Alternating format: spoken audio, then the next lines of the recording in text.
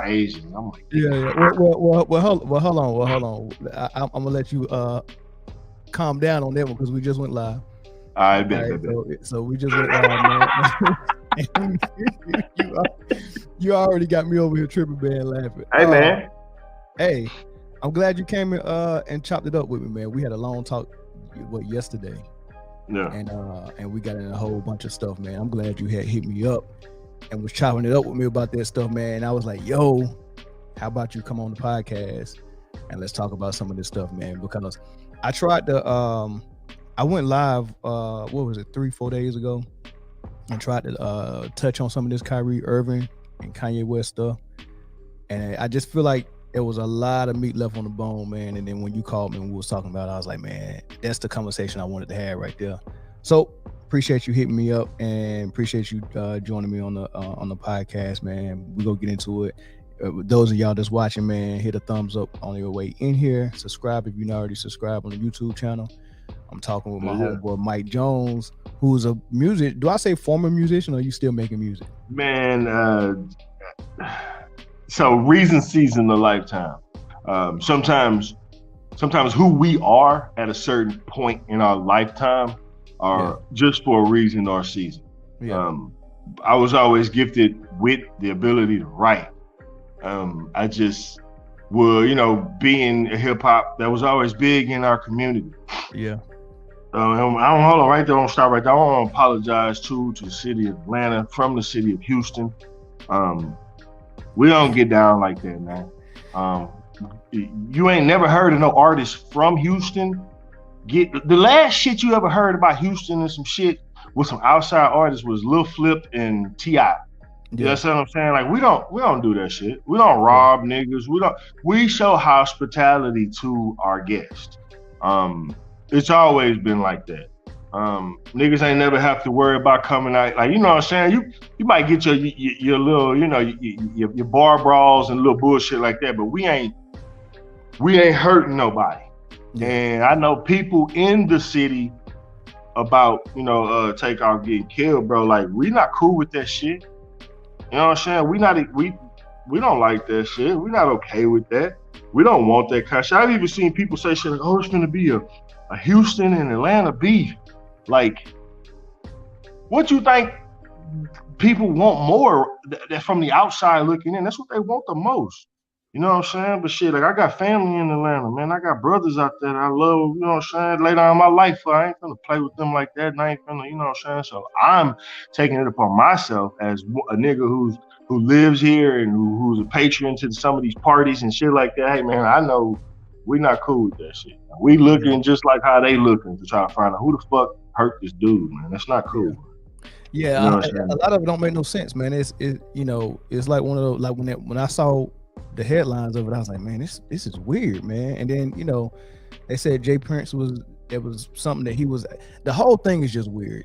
Like it didn't even make sense at all. Like when most other these artists that actually live like a street life and do trill music, when they get in their stuff, like when King Von went down, he was down in Georgia when he was down there with some dudes he had been beefing with. This didn't make no sense though.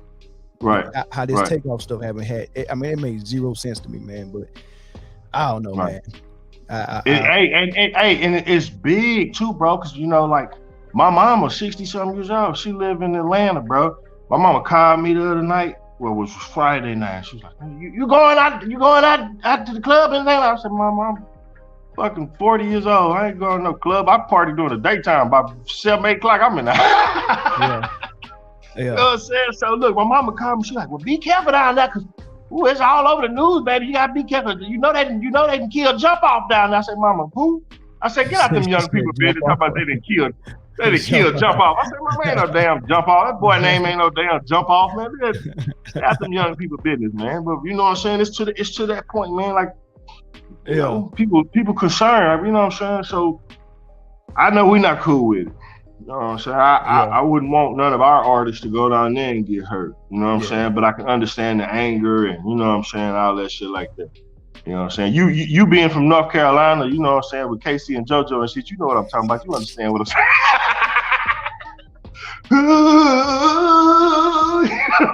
Hey man, get out of here, man. Hey, well, look. Nonetheless, though, man, I'm gonna call you a musician, even if you still not making music, man, because you definitely, I mean, you definitely are like a real artist, man. I found that out. Do you remember when we first met on the ship? When you was like, man, what you do, man? You rap? I was like, yeah, I rap. And you was like, all right, man, drop a freestyle. And I had this little cheesy little junk I tried to write like a week before that, and I was like, man, I don't even remember this junk. Let me see if I can. And then I put that cheese out there, man, and you stopped. You was like, man, nah, bro, nah, man. I think what I did, I think I said, it's all right. It smells pretty good. You was like, man, hey, you know when somebody stop you in the middle of your rap and start giving you advice? Yeah, that's when you know. That's when you know. Hey, you was like, man, you probably should have went here with that bar. You know, man. I was like, golly, I went right to the basketball. Listen, that was just that generation, man. I'm gonna tell you. So I think that everything is, and we can kind of fall right into the topic with this, bro. You got to pay attention to the media. Pay attention, bro. So when I say media, I don't necessarily mean news reporters. Like music, radio, everything is multimedia. You know what I'm saying? It's a propaganda thing, right? Yeah. If I feel that the narrative is more, I gain more monetary switching the narrative to this, then that's what I'll do. You know what I'm saying? Like, it's little fine things that you have to see. What the fuck do the world need to know about Antonio Brown showing his booty for? Is there every nigga that has been in the pool all summer then goddamn did the thing with the, you know what I'm saying, in the booty? Cause everybody, we be, you know what I'm saying, we kids, right? And then they don't show the fact of the matter, if I'm not mistaken, didn't the girl take his pants or some shit like that? You know what I'm saying? But probably 42 hours before that, my man he get tackled in the middle of the field and his head all fucked up. You know what I'm saying? He out there neighborhood in the middle of the field and shit, and they not. And that's way more important than that nigga showing his booty, bro. Yeah, because and you talking about Tua when he hit it, because why that was so important was because the game before that is he questionably had a concussion that game. And they let that dude come back out there and play, man. So yeah, you're right, man. Like, but they got to select few guys that they can always go to for content, and they can run that stuff on the network all day long for weeks. You know, and it's people like AB, it's people like Kanye and Kyrie, which we go get to talking about them now. So they wait for something to happen. And they don't matter what they do, they take it and they run with it, and it feeds the content space for weeks. It's like the gift that keeps giving, man. Let me tell you something. Slavery was a choice. All right, let's get into it. Slavery was a choice. What you mean by that? I simply mean this. People hear me say that right there with no context behind it, and it offends them. If I say slavery was a choice, and what you just say is, what do you mean by that? That's because before you make a decision on what I say, you gather context. You understand what I'm saying? So if you want to make me look bad, you don't post context. You don't say context. You don't ask me that. You take what I take, you take what I say, and you spin the narrative. Now, when I say slavery was a choice, what I'm saying is, let's go back all the way back to the very beginning. Right? God gave us what? Free will. You understand what I'm saying? The ability to make a decision, to make a choice based on, you know, I don't know the whole shit. You know, I ain't too churchy, but I'm spiritual enough to know who I am and who I love and this and that. But what I'm saying is, we got this choice of free will. You know what I'm saying? What Kanye was trying to say, what he was saying was slavery was a choice based upon. I'll break it down. If I only, it's goddamn 8 white people on this whole plantation. Right. 8 white people. You understand what I'm saying? It's 70 niggas. Y'all ready? Y'all not? Slavery is a choice then, right? Yeah. I don't want to die, man. I don't want to go out there and die. You're right. Slavery is a choice then, right? Man, they gonna catch us. If they catch us, they gonna kill my wife, my son, my this, my that, my that. Slavery is a choice then, right? Because you know what? Even with all those circumstances and all that shit facing and all that might could happen, a nigga had enough faith to say, I don't give a fuck, nigga, I'm running. You understand what I'm saying? Yeah. So slavery is a what? You could have ran. Yeah. Let me tell you something. It's a nigga that got about to get pulled over by the laws with some dope in his pocket. Going to jail is a choice. You understand what I'm saying? So why the fuck slavery can't be? When you wake up in the morning, and you got it in your mind like, fuck, I don't want to go to this plantation and do this plantation work for this plantation money. But you get up and you go. Because mental slavery is what? A choice. Oh, that's definitely a choice. Okay, so why when Kanye West said, it becomes one of the biggest motherfucking narratives you ever seen? Like, why? Is it because it's Kanye West? No, it's because we have become very good at knowing how to be offended. Like we've been trained to be offended. I know how to have a conversation with somebody and wait till they say something so I can be offended. That's how most disputes and debates and arguments happen. You know, you having an argument with somebody that you care about. It could be a friend, family, sister, brother, wife, husband, whatever.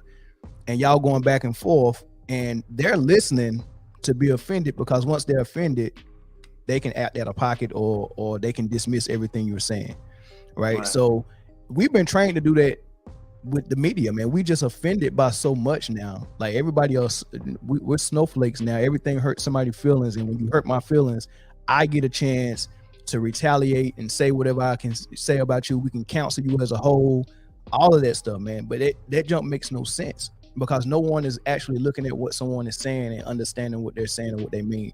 We don't all speak perfect and eloquent and all that stuff, man. I might say something that might offend you because I didn't know how to really articulate it. And for Kanye West, if they actually asked him to explain what he meant, for people who really didn't want to get emotional about it and get offended, they already could ascertain what he meant, because he said 400 years. That was the text. That was the reference. 400 years. That sounded like a choice to me. He didn't say getting brought over here from Africa was a choice.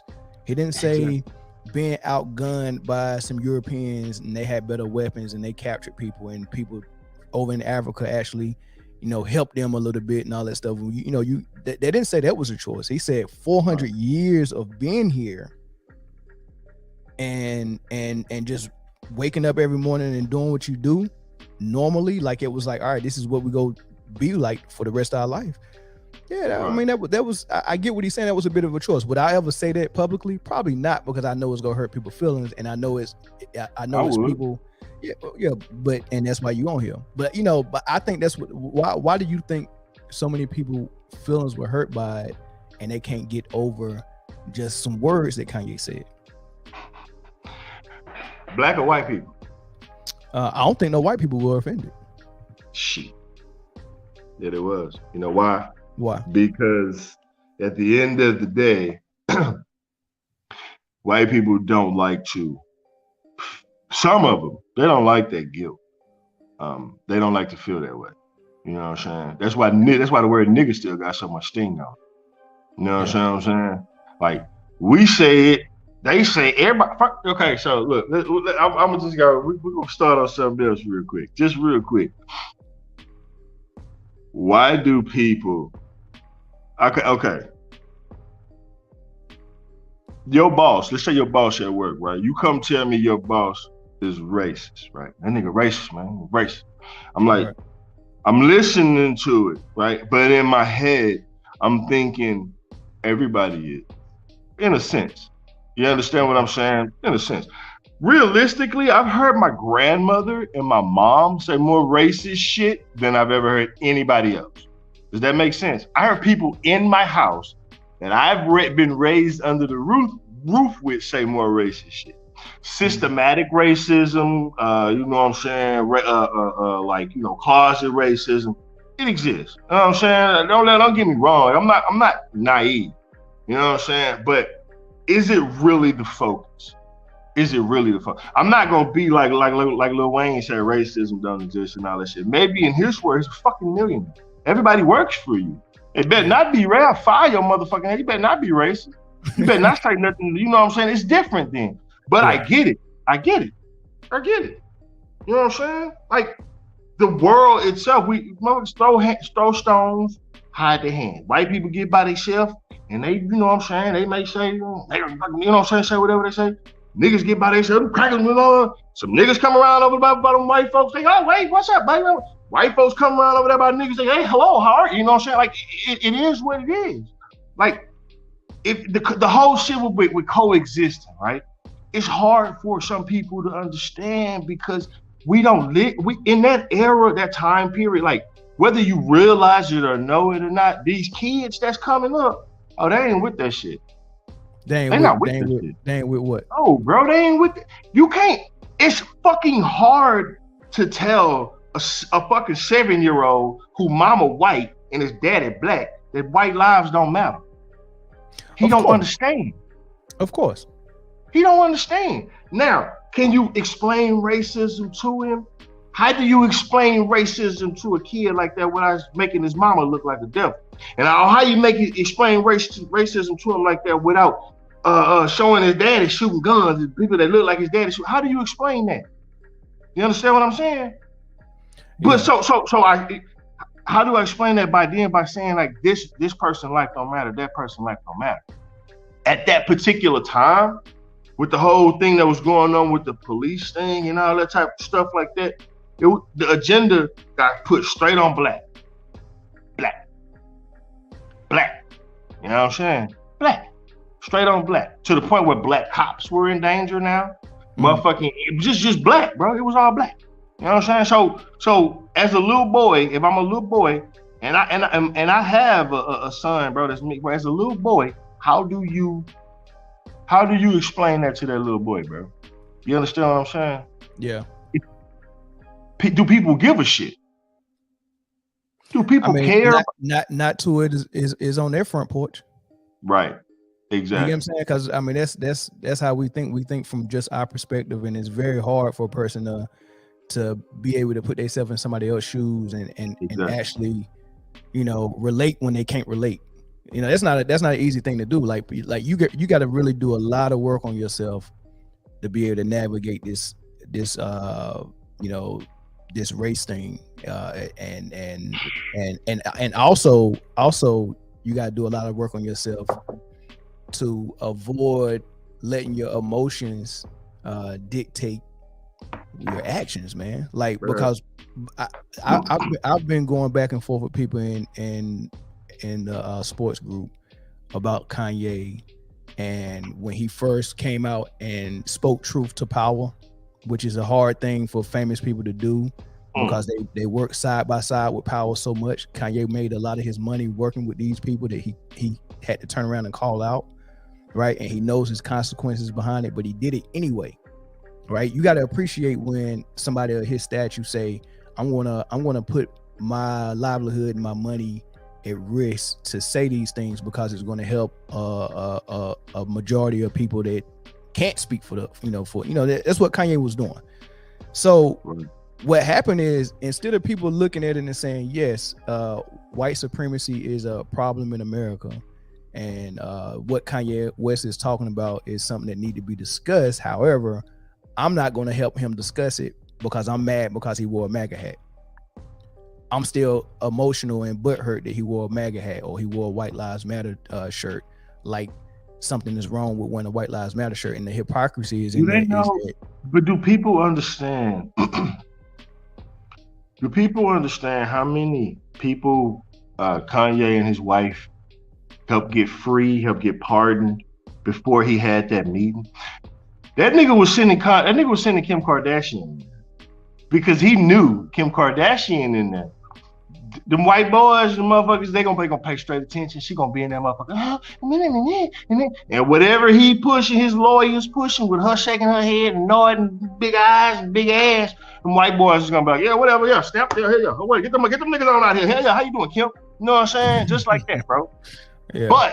But to get somebody as prolific as Larry Hoover off, oh, you gotta go in there, you gotta play the part.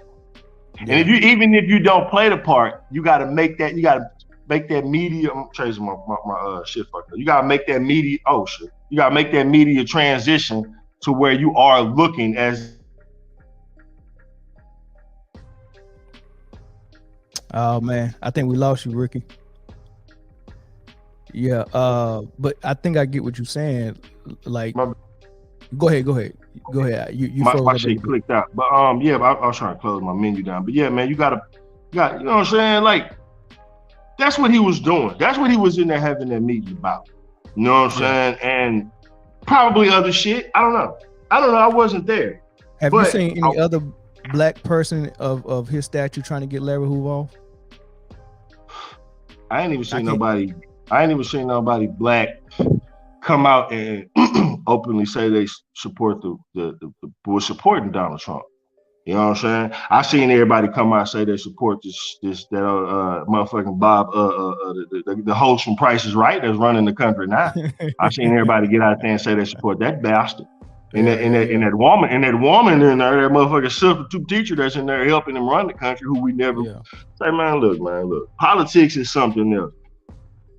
Niggas hated Donald Trump, bro, because of propaganda, bro. Yeah. Them white folks, them Democrats and all that type of shit like that, bro. Them motherfuckers told niggas like YG, they gave this nigga so much money, and he's sitting around the house, fuck Donald Trump, and making songs and shit. For what, bro? Do you vote? Who did that? What the fuck do you do, bro? Who did that? YG, man, you ain't seen, YG made the song "Fuck Donald Trump." Nah, that shit was like I'm talking about, nigga. I think I heard that in the club one time. Nigga, who was nigga, that fuck Donald Trump, bro? Yeah, bro. Thanks, bro. Maybe I did hear it once, man. I don't know, man. I don't be paying attention like that, man. Maybe I did though. It's crazy, bro. Like, you know what I'm saying? So you don't have a problem with the MAGA hat and the White Lives Matter shirt, bro? The fuck, I don't give a fuck. I don't give a fuck what nobody wear, bro. Yeah. I don't give a fuck. A nigga have a I hate nigga shirt on. I can fight. I don't give a fuck what he got on. He ain't bothering me. Even if he explain to me why that hurt so many black people though. Or just the White Lives Matter shirt. Why? And I think this is just my opinion. I could be wrong, right?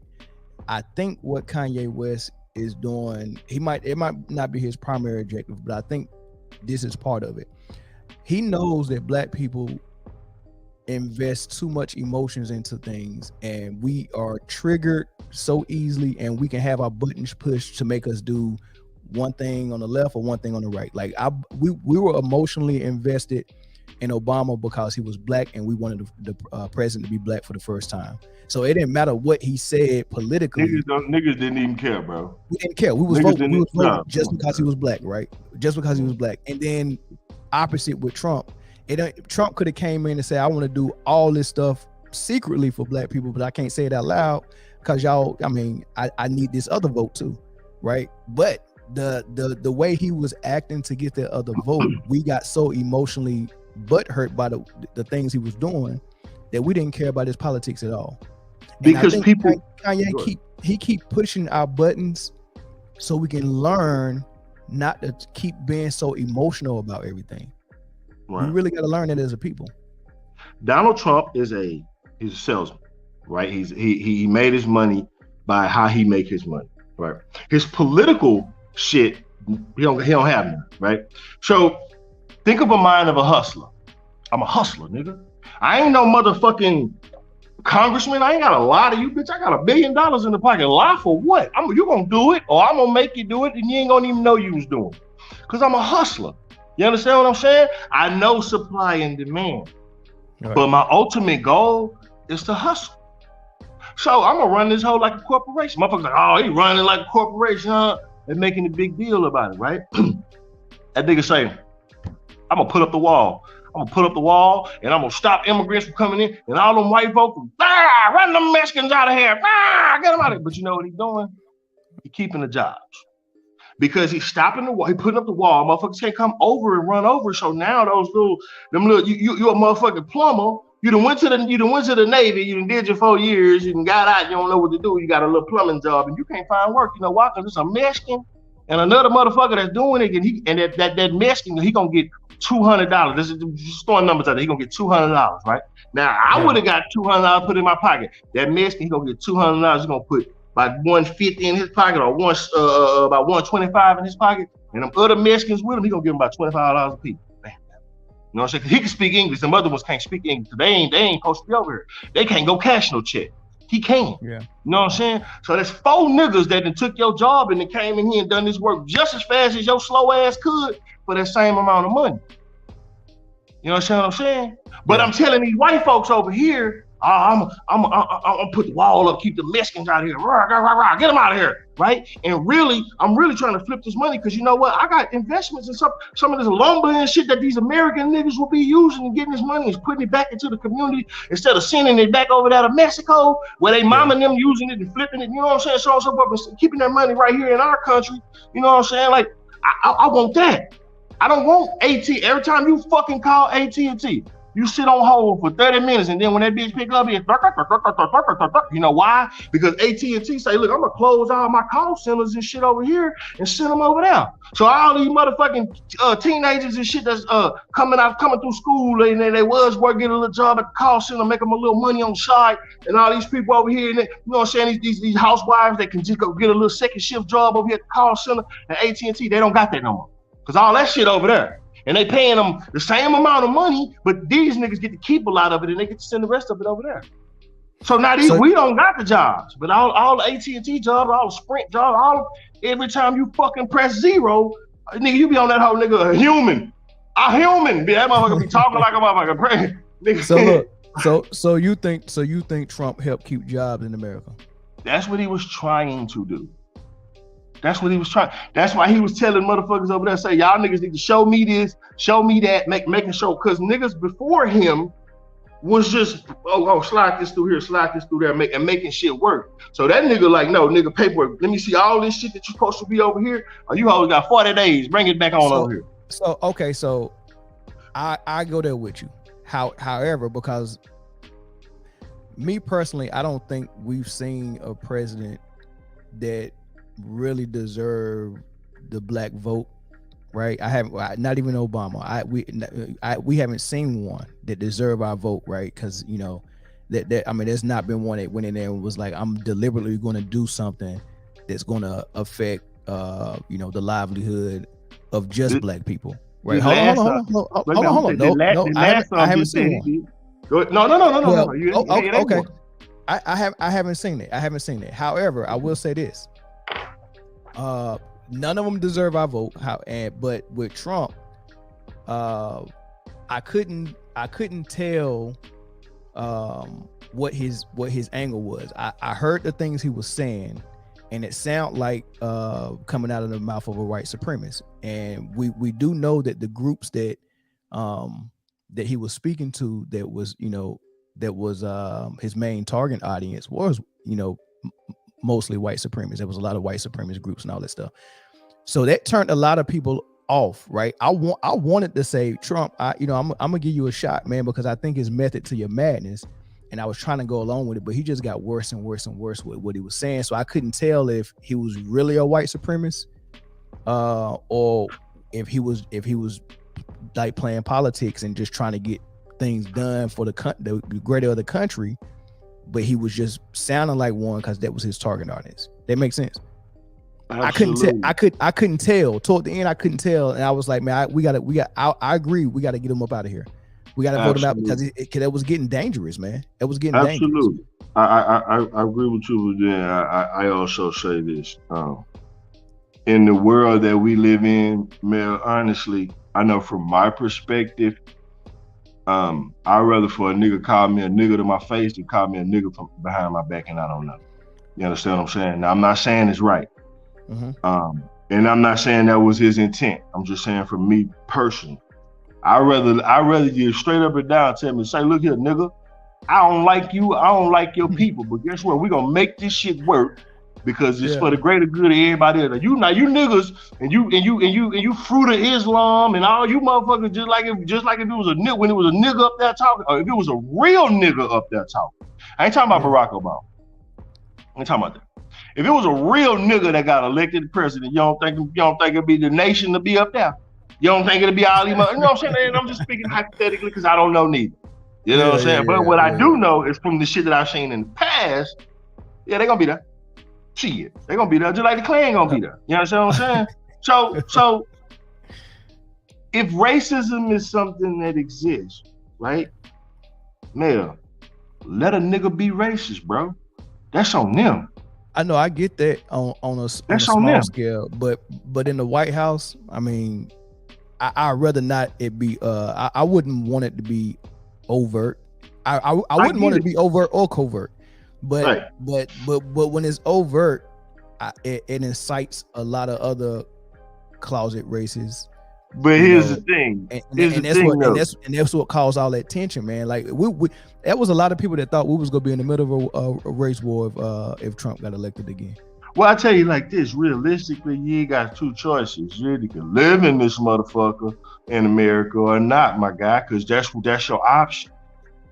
We not fucking supposed to be over here, nigga. We fucking slaves, bro. Like, we in they shit. That's true, man. That's your two choices. That's your two options. You either gonna get a closet, nigga.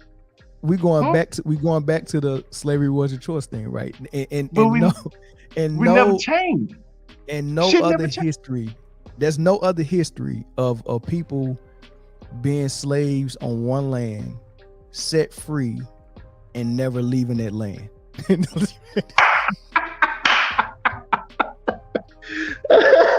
we are the only people in history that we can read biblical. It don't matter what history book. We're the only people that said we're gonna stay with the people that slaved us. And look, we're gonna build our shit on their land. We're gonna build some shit that means something to us on their land. And we go beg them for equality and beg them to make it work. Ain't nobody about to willingly, but I mean, because if you think about how Europeans gained control over this country, it was about force, it was about hatred, it was it was murder, killing, rape, it was all that stuff going on. And then once they got control over it, they was like, all right, now let's be nice. So we can't even get close to equality by being nice. If we want it, we would have to at least do equal to what they was doing to get on top. We'll never get on top. They're never going to willingly step down or willingly say, come join us at the top. That's not going to happen. So either we leave with reparations, or we just realize that Kanye was right. Slavery is a choice. Let me ask you a question. You really know your sport.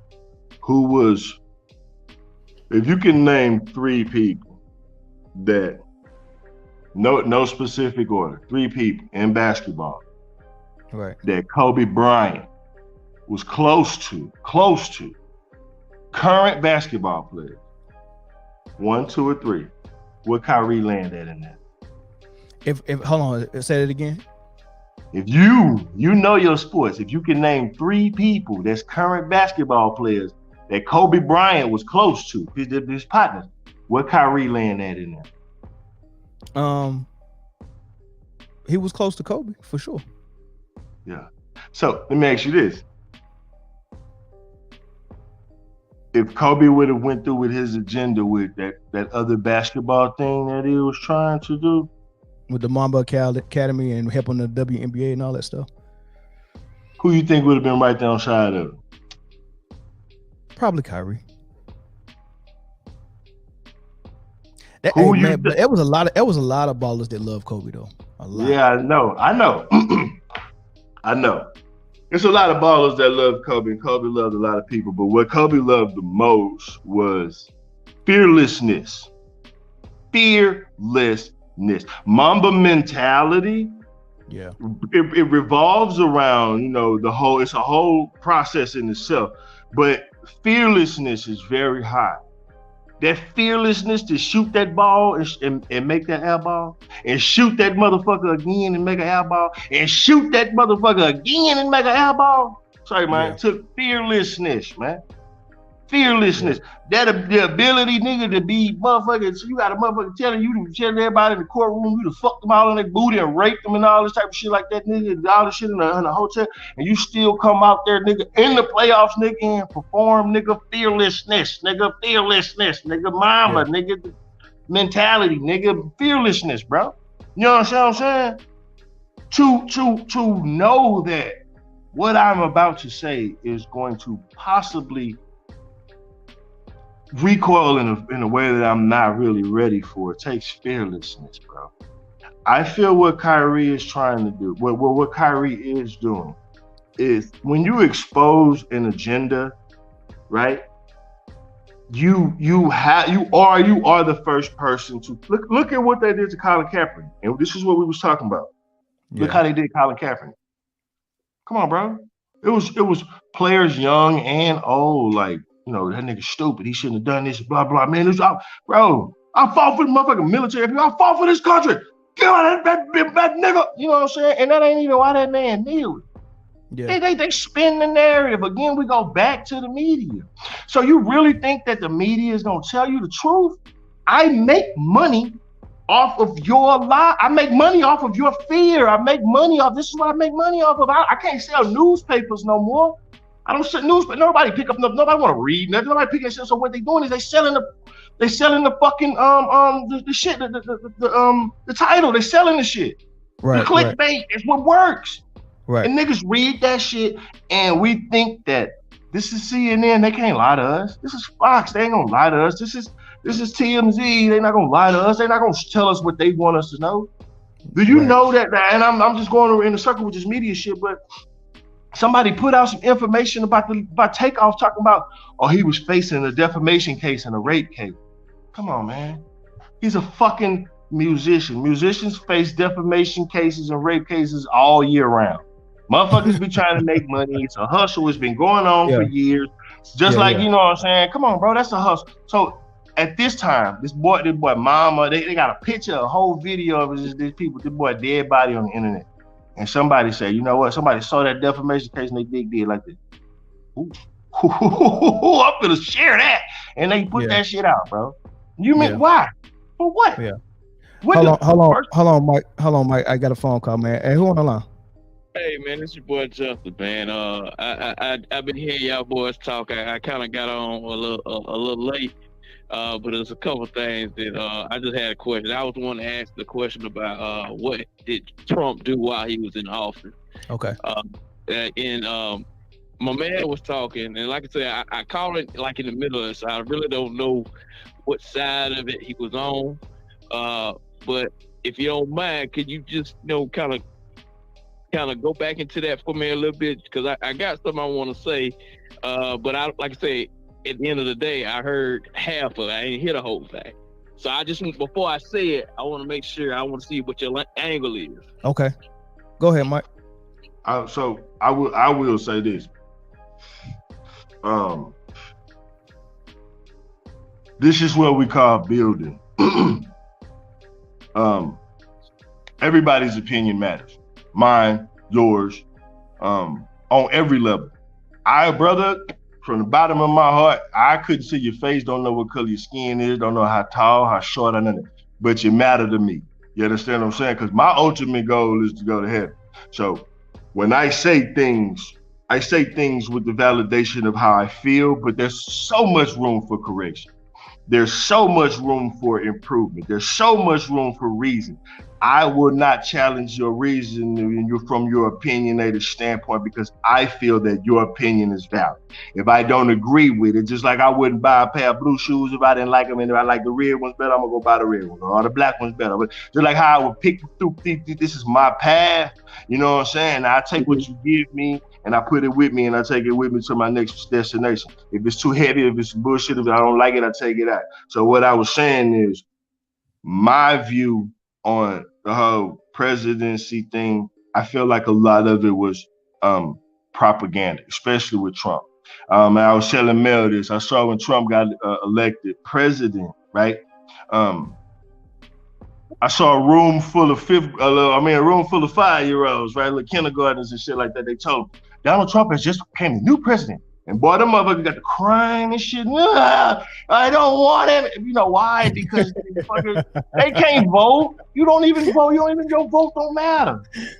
You know what I'm saying? It affect your mom and them. And you know, if you paying bills in the house, little 5-year-old baby, and you know what I'm saying? I apologize, but I know you're probably not.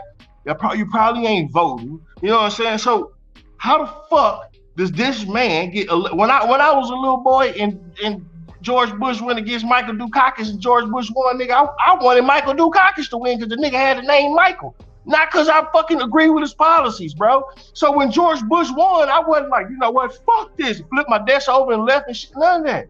You know what I'm saying? Because propaganda wasn't geared like that back then. Nowadays, it's everything on social media. So what I'm trying to say is a lot of the reasons why we hate this person that we never met is because somebody else told us to. You understand what I'm saying? Now, do I agree with him? Go ahead, I'm sorry. You say something? You good. I'm getting a better understanding what So do I agree with everything the niggas? Do I agree with everything the niggas say? I don't. No, I don't. I really don't know what's took out of context. Cause shit, grab them by the pussy, shit. That's shit. Yeah, hell yeah. Where they at? Where them alls at? I mean, you know what I'm saying? That ain't my motive, but shit. If I'm talking to my niggas, yeah, man, shit, just hoes, grab my hoes by the pussy. You know what I'm saying? And if somebody hear that, you know what I'm saying? Oh, the president ain't supposed to talk like that. He got a dick between his legs. He like women. Well, I mean, you know what I'm saying? He talking to his partner. I don't know. Yeah. If he say something about, you know, oh shit, man, these niggas is motherfuckers, blah, blah, blah. You know what I'm saying? Like, you know, I don't know. I wasn't there. You know what I'm saying? I don't know. Now what he did, shit. Just from a just all the way standing in the back perspective, I know shit every once in a while I got a phone call or a text message or email or the news spread I was supposed to get some money. And I know the last motherfucker that did that was in office. I ain't getting no money. Okay.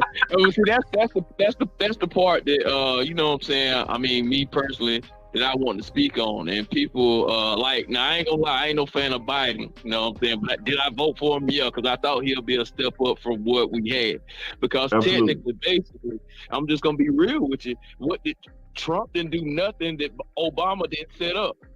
He took credit for what Obama said in his second term. It's gonna take, I'll be out of office for 8 years before you see the light of this.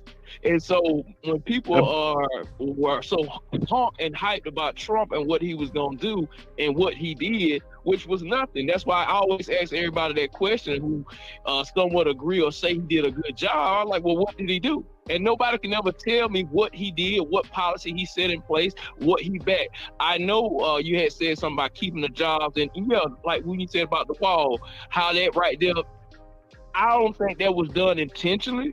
But like you said, I don't know his motives. I know he's a businessman. At the end of the day, yeah, I feel like at the end of the day, yeah, he was looking out for his pockets as well. And that could have been the intention, but it didn't seem like it was the intention. And my thing is what he did do to the country, we're gonna bring up COVID. You know what I'm saying? Because something that Obama did put in. And here's another thing. I don't want to get on here and sound like I'm just an Obama lover, because I didn't agree with everything what Obama did. And I was one of them ones who voted for him because I wanted to see a black man be a president before I die. Because that's one thing I ain't think I ever see. I'm gonna be real with you. So did I know anything about his policies or anything about what he was trying to do? Nope, I didn't. And why did I vote for him? Because he was a nigga. So I'm just being real. My president is black. My Lambo's blue. Goddamn. But at the end of the day, he did do something. Now, just because, like you said, like, this is what's wrong. I feel like, and this is my personal belief, what's wrong with us as a people sometimes. And by him being black, everybody keeps saying we want a real nigga in office. He wasn't a real nigga. At the end of the day, who really wants a real nigga and keeps I'm gonna keep saying nigga the way I'm saying nigga in the office running the country?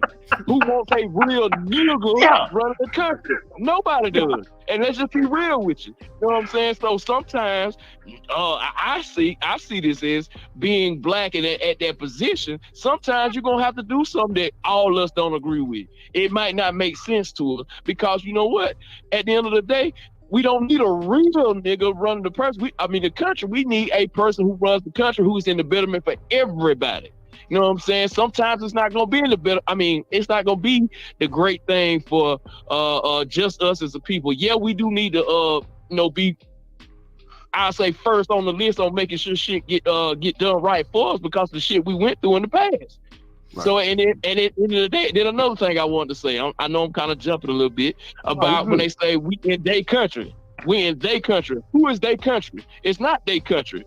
They came over here, because they came over here and took over the shit, They came over here and stole the shit, You know what I'm saying? So at the end of the day, I get into it with people, because I work in corporate, I work for Bank of America. I get into it with people all the time about this. Because I had one at my job to say something like, well, you know what I'm saying? Well, you can just leave. I'm like, you can just leave. No, you need to leave too. Look, I'm with you on that. I get you on that. But like I said, when you conquer something, you conquer it. Right? Once the laws get set up. I'm not saying that we're not native, because some of us are native. Not everybody that's of color came from. We came from Africa, but not all of us came doing the slave trade. Some of us came willingly before that, right? Yeah. And then the natives was here. Of course, you know how that is, right? They're people of color as well. So what I'm not saying that this isn't our land as much as it's someone else's. What I'm saying is we lost. The Europeans came and conquered this land. Okay. They conquered it, right? The reason why I said that is we keep asking them to make us equal, but there's no one who's got to that top level of society by asking. You have to take it. Yeah, that's true. And the problem with us is that we knew all the way up from the time we got here in the 1600s or whatever, whenever we came doing slavery, we got here all the way up to 1970s. We knew that we had an open enemy that was openly our enemy and openly oppressing us after they slaved us, right? So when you have an enemy, you act different. But when we segregated and then they gave us the illusion that we're now we're not enemies anymore, we became nice and docile. Even though it's going to keep us in that low class once we do that. But you can't beat me up, slave me, rape me, miseducate me, no education, no all that stuff, and then oppress me after that, and then tell me, okay, now that I'm on top and we got a 400-year head start, now let's be friends, and you figure out how to get equal with us. That's what they're doing to us, and we can't do it that way. We have to understand that, hey, look, even though I can meet a person that's not of color and they be nice and they be friendly, you got to understand the way the system was set up. It was set up for us to always be a low class. So you have to attack the system almost like you were at war. Not the person, because we can meet people that's not of color all the time that are like family. It's some loving people out there, right? That's why doing this is not the same thing as being racist. It's just saying that the system is set up against people of color, and you have to attack the system like you at war. Okay. Yeah, that's you hit the nail on the head right there with what you just said, and I totally agree with that. And another thing that that y'all were talking, like I said, I caught the tail end of it. I normally tune in a lot, but I've been a little busy. But the Kyrie thing, I quite don't understand what I'm trying. I guess it might be just because it's my personal belief. Like, I don't agree with how they trying to portray it, because from my understanding, and again, I could just be null to the fact, like, from what they're trying to, I feel like portray him as, I don't feel like he did, because from my understanding, like I said, y'all correct me if I'm wrong, he just retweeted or reposted a video and a link of something that's supposed to be racist or not true. Because from what I've heard from others, other parts, I guess people who dove into it, it's a whole lot of truth into what he reposted and retweeted. And then also the only interview I seen him do, when he said, when he was like, nah, he clearly said, I'm not a racist. I'm not saying this, that, and the third, but I just wanted to learn about the embitterment of my people. Right. And they're trying to get him to apologize for something like, again, did he, this is why I'm asking the question. Did he say, well, I agree with this book wholeheartedly, you need to go check this out? Or did he just retweet like, oh yeah, this is a good read, just check it out? He didn't say whether he agreed with it or not. And my thing is, and I don't feel like it's fair in a sense, but I guess because I ain't Kyrie and I ain't got reach to many people that like that he should have to say, well, yeah, this is a good read. I read this to, for the betterment of my people, but I don't believe in it. So he has to say, I don't believe in it or not. He can't just say, like, what I'm saying, keep his personal opinion out of it. Hold on, I'm sorry, my kids coming in. But like I said, if y'all would, especially you, Mel, I respect you a whole lot because I feel like sometimes your brain on another level, and then your game. So just kind of get me up to date on that. Like I don't get why they're trying to portray him like he needs to be apologizing. Like, what does he need to apologize about? Just because what he retweeted and So you're right. What he did wasn't hold on, I got another call. Hold on. Hold on. Character assassination, man. They're breaking him down, bro. And for what, I don't know. Yeah, he's an easy target. So this is what I do know. The tweet, he didn't say anything. There was no caption to the tweet. He just tweeted the movie and the link to the movie, right? Anybody can do that. Anybody can see a movie they're interested in, probably read the description of the movie and be like, oh, this dope right here, and share it, right? I got one. I'm gonna cut y'all. Yeah. So with that being said, our boy Shaquille O'Neal, why he get up there and cut up like that and on ESPN and call the boy what do you call him, an idiot or whatever, him and Charles Barkley. Yeah. That same movie that Kyrie talking about, Mel, where they played that movie at? In Shaq. Yeah. He got a theater that either he owns or his wife owns, or they own together. And okay, so time out. One more time. Time out. Kanye West tweeted something about Shaq and about him being affiliated with certain people of Jewish interest and so on and so forth. So it would behoove him to be more on their side as versus to being on his side and so. And then Shaq chose to grab his nuts and go super petty and attack the man and say something, blah, blah, blah. Nigga, you don't know me like that. You need to go get your house in order. Basically, that's what he said, right? Yeah. Wasn't Shaq's wife one of the original motherfucking housewives? Yeah. Ain't that her shit? Didn't she start that shit? You know what I'm saying? So As far as getting houses in order, in the sense of what Kim Kardashian was Kim Kardashian when she met him. You know what I'm saying? He knew what he was doing now. You know what I'm saying? That old pimp saying you can't turn a hoe into a housewife. That's like goddamn law. So you know what I'm saying? That is what it is. So with that being said, Shaq, are you really the type of person to say, go get your house in order? Are you really the type of person to call Kyrie Irving an idiot when the Papa John man called us niggas? And you or whatever he said, and you sit your big ass right there behind him, Donkey Konging him and shit, protecting him from what, nigga? From us? Yeah. You know what I'm saying? Yeah. You sit there to be got the biggest nigga on damn near on the planet to sit right there behind him and say, I'm not a racist and it's okay. Did you make him shine your boots and do all this? That was cool. So why the fuck you know what I'm saying? Just like that man just said. First of all, if I'm in a situation on a public scale, right? Brandon Maxwell ran in the audience and beat a motherfucker up, right? Wrong, totally wrong. Got fined, this, that, and the third, right? Totally wrong. Got fined, you know what I'm saying? Pays no time. They had the malice in the past. Nigga Charles Barkley down there, nigga called the whole city of San Antonio women fat and ugly and all that shit on the air. And they made it a repetitive joke.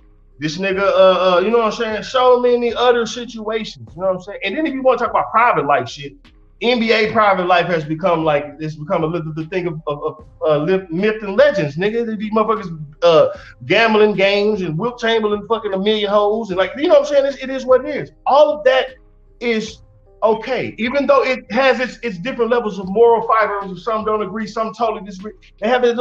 That boy didn't do nothing, bro. He ain't done nothing. He didn't hurt nobody. I ain't never heard of Kyrie cheating on nobody with his wife. None of that. I ain't never heard of nothing, bro. No gambling, no scandal. All the stuff they say about LeBron and how squeaky clean he is off the court, Kyrie Irving is even more squeaky clean. I've never even seen Kyrie Irving in jewelry, bro. He don't even, you know what I'm saying? When you see Kyrie Irving, he had a McDonald's with a jacket on and nobody even knows it's fucking him. You're like, oh, that's Kyrie. You know what I'm saying? Or he talking to some kid, but he's an easy target too. Hey, Eric Russell, you on the line? I'm on the line, dog. What's up, man? Ain't nothing, man. You know, I watched the Hebrews to Negro. Okay, what's your thoughts? So I didn't personally, I didn't see the whole thing. It's about a 3-hour movie. But from what I did see, it was only stating factual artifacts from history. So it was only stating that, you know, that black people was the original people. It talked about the 12 tribes that were dispersed across the planet.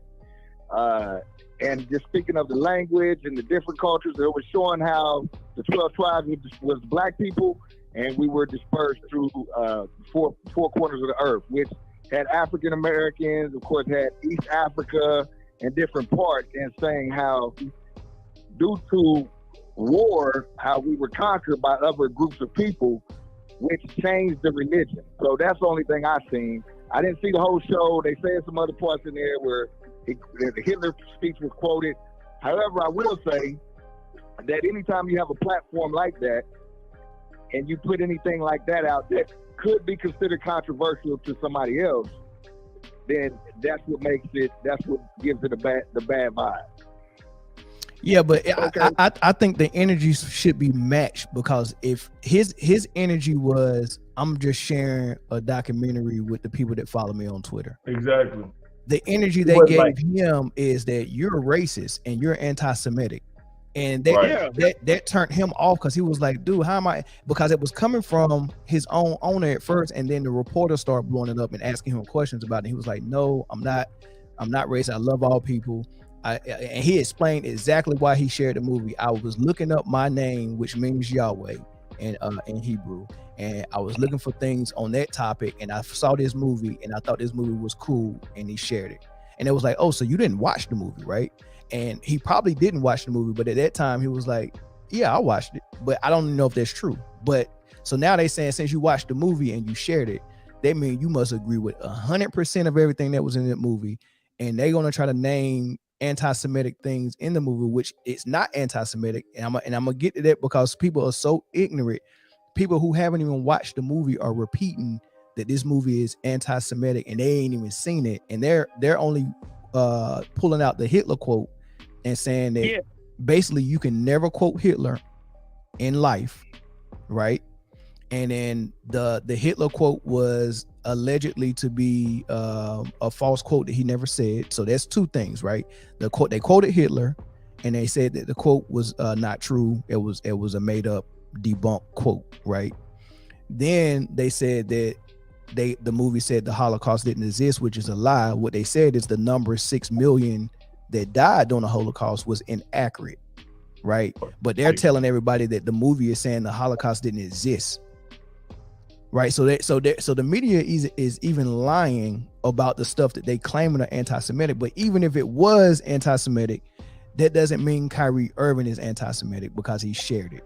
And that's the thing, like they're not matching his energy. They're going above and beyond and counseling him in a way that they counseled Kanye West. And Kanye West said stuff that could be considered anti-Semitic, I mean, the DEFCON 3 thing was a mistake that he made because people made that seem like it was about death and about murder, which is not. If you're in the military, you know DEFCON 3 is not about going to go kill nobody, right? But you can't convince a mass of people that it's not once the media starts spinning it. So I was like, all right, Kanye, you messed up with trying to make your point because you slipped up and said some things you shouldn't have said. I get it. But Kyrie did not slip up and say some things you shouldn't have said. He just shared a movie. But anyway, go ahead. Bro, listen. Realistically, if you really want me from my perspective, bro, we watching them lynch this man, bro. We're watching this shit, and we're putting it in our mind that we're trying to find some sort of a justification for it. We could put a finger on anything. You know what I'm saying? If I'm standing in front of my job and I say something, Wakanda forever, and a bunch of black people do the shit with me, and my bosses and them shit, and they think I'm, you know what I'm saying, blah blah. You know, that ain't what I'm doing. I'm quoting the movie, and now I got fired for this shit. For quoting the fucking movie, you know what I'm saying? Or I have to go and write this letter or apologize to everybody at my job for quoting the movie. That's just like if we just fucking do Wakanda forever and every black person in front of a bunch of black people and they don't know what the fuck's going on. You understand what I'm saying? So and it's on such a level that it's turned into it's just a whole motherfucking show, bro. They lynching him, bro. They beating him, bro. We just standing by. We can't do nothing. Yeah. So let me ask this question. It sounds to me, I mean, it might just be me. Shouldn't we be mad about that? Yes. Because that's what we should be mad about. And like, I ain't gonna lie, I didn't agree with what Charles and what Shaq said. You know what I'm saying? And then at the same time, the same thing with how Kanye said it. Because this is one thing I can say about Kanye, my personal belief about him. Kanye be saying a lot of real shit. Just like Charleston White, he said a lot of real shit. It's just how he said sometimes it don't make sense. But that's what I'm talking about. What he said is real. Like when he said, "Oh yeah, I'm going against the Jewish machine," this is what they're gonna do, and it's just how he said it. He said it. I ain't gonna lie, I didn't agree with how he said it, but everything that he said was the fucking truth, and it's real. Kanye West ain't never lied to us, bro. He never lied to us. He told us a long time ago, wait till I get my money right. Can't nobody tell me. He told us that a long time ago. Wait till I get my money. That nigga told us that a long time ago, bro. They trying to, bro, listen, man, this nigga made Jesus walks, bro. Come on, bro. I will say this, that the conqueror tells the story, right? So I don't really believe that main media wants to hear that blacks were the original Jews and how we were conquered, and I don't think they want to hear that. So I think you take a piece of what he says and you exploit that as being anti-Semitic. Exactly, and that's what's going on. And people, our people can't see through that because, like I said, we're so emotional, and we wanna show our European zaddy that we can virtual seek and we can go out and we can.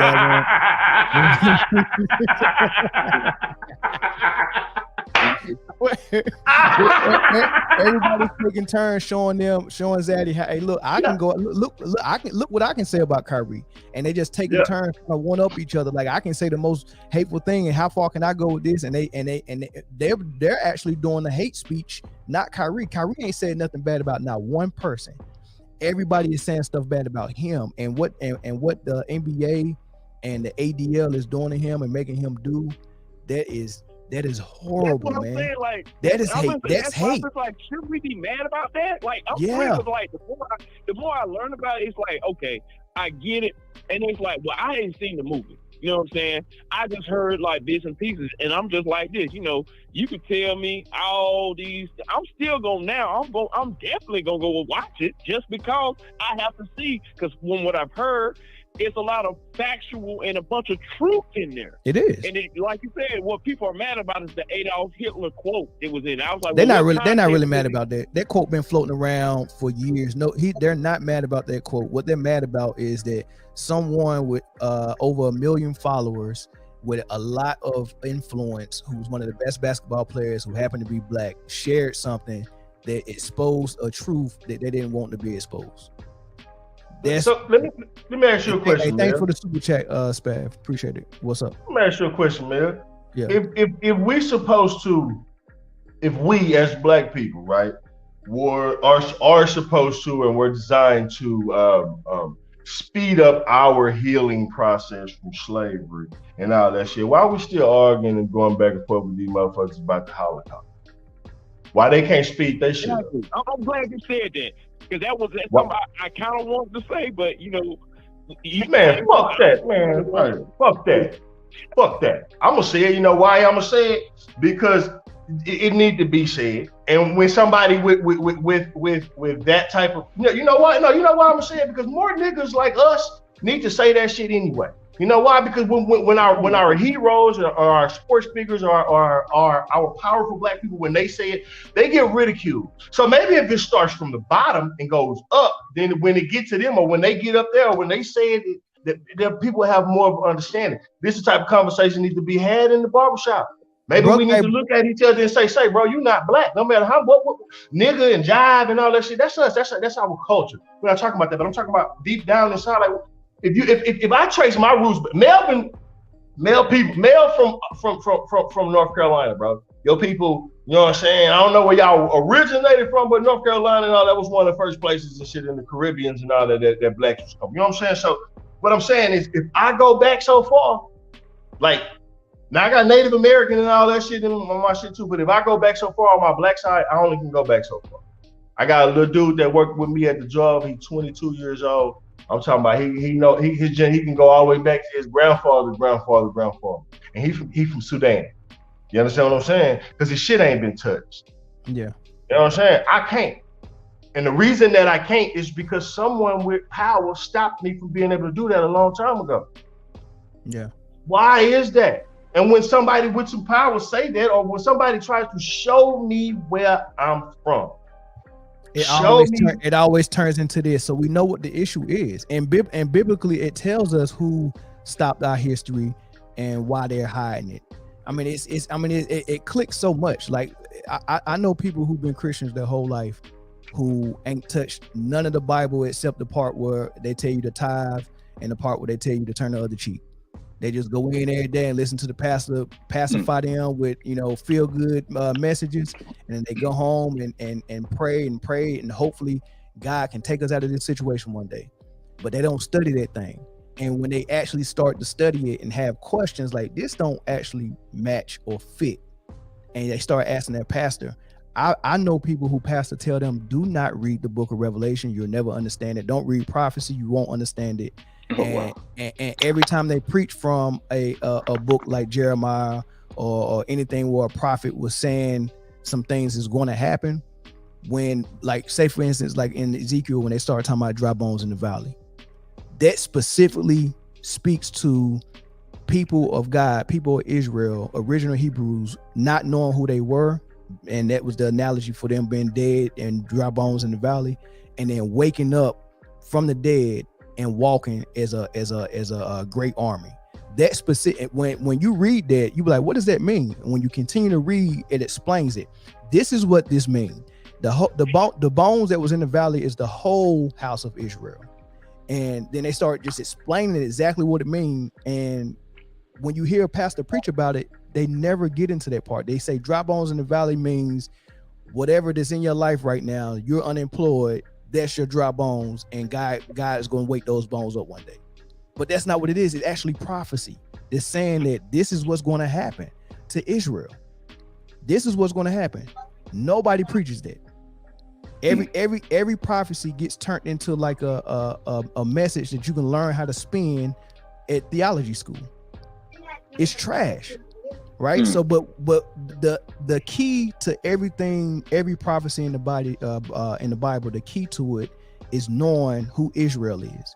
And when you know who Israel is and you study the Bible, it all makes sense. It's like a key unlocks everything. If you ever studied the Bible and couldn't understand it and needed to call your pastor because it didn't make sense, it didn't make sense because you didn't know who Israel is. The whole Bible is written by Israel and for Israel only. It's not written for the whole world. It's only written for Israel. When you know who Israel is, the whole Bible makes sense, right? And then once you know who Israel is, everything else in the world makes sense because you know who Israel's enemies are. And I know Israel. It's all there.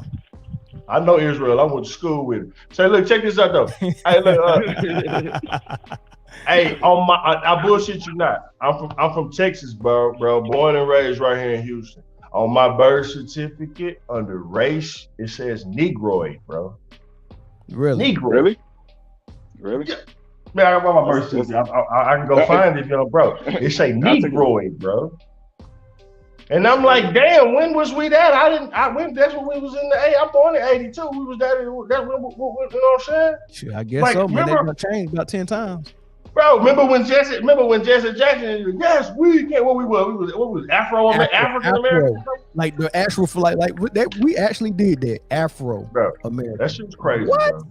Man, we so daggone lost, man. But hey, Spav, what's up, man? Appreciate the super chat, man. Yeah, no problem, man. Like I said, man, I'm always gonna show support. I appreciate the content that you put out, and I like the questions and stuff that you pose, and I love the topics. I'm just trying to catch up to where you guys was because I didn't get the notification until I went to go manually check. Yeah. So I see that the topic was on Israel, and it seems like it's kind of related to what's been happening over the past couple of days. Yeah. And man. Yeah.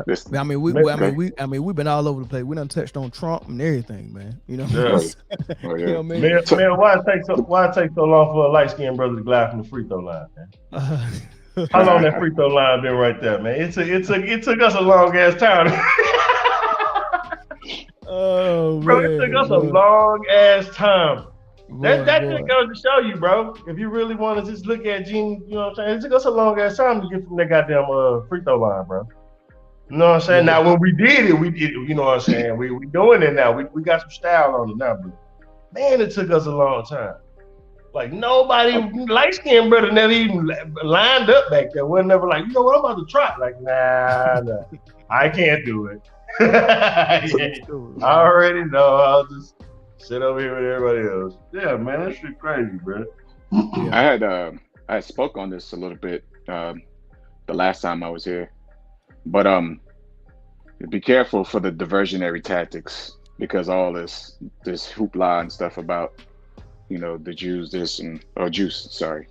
that we got election coming up that they might try to slide some bills and stuff. So just that's for sure. Keep a keen eye open. This could be all. They always do that. That's the number. Look, Spav. Every play that they run, they've been running ever since they set us free. They've been running the same plays. It's not even a sophisticated offense. It ain't the triangle or nothing like that. It's just regular.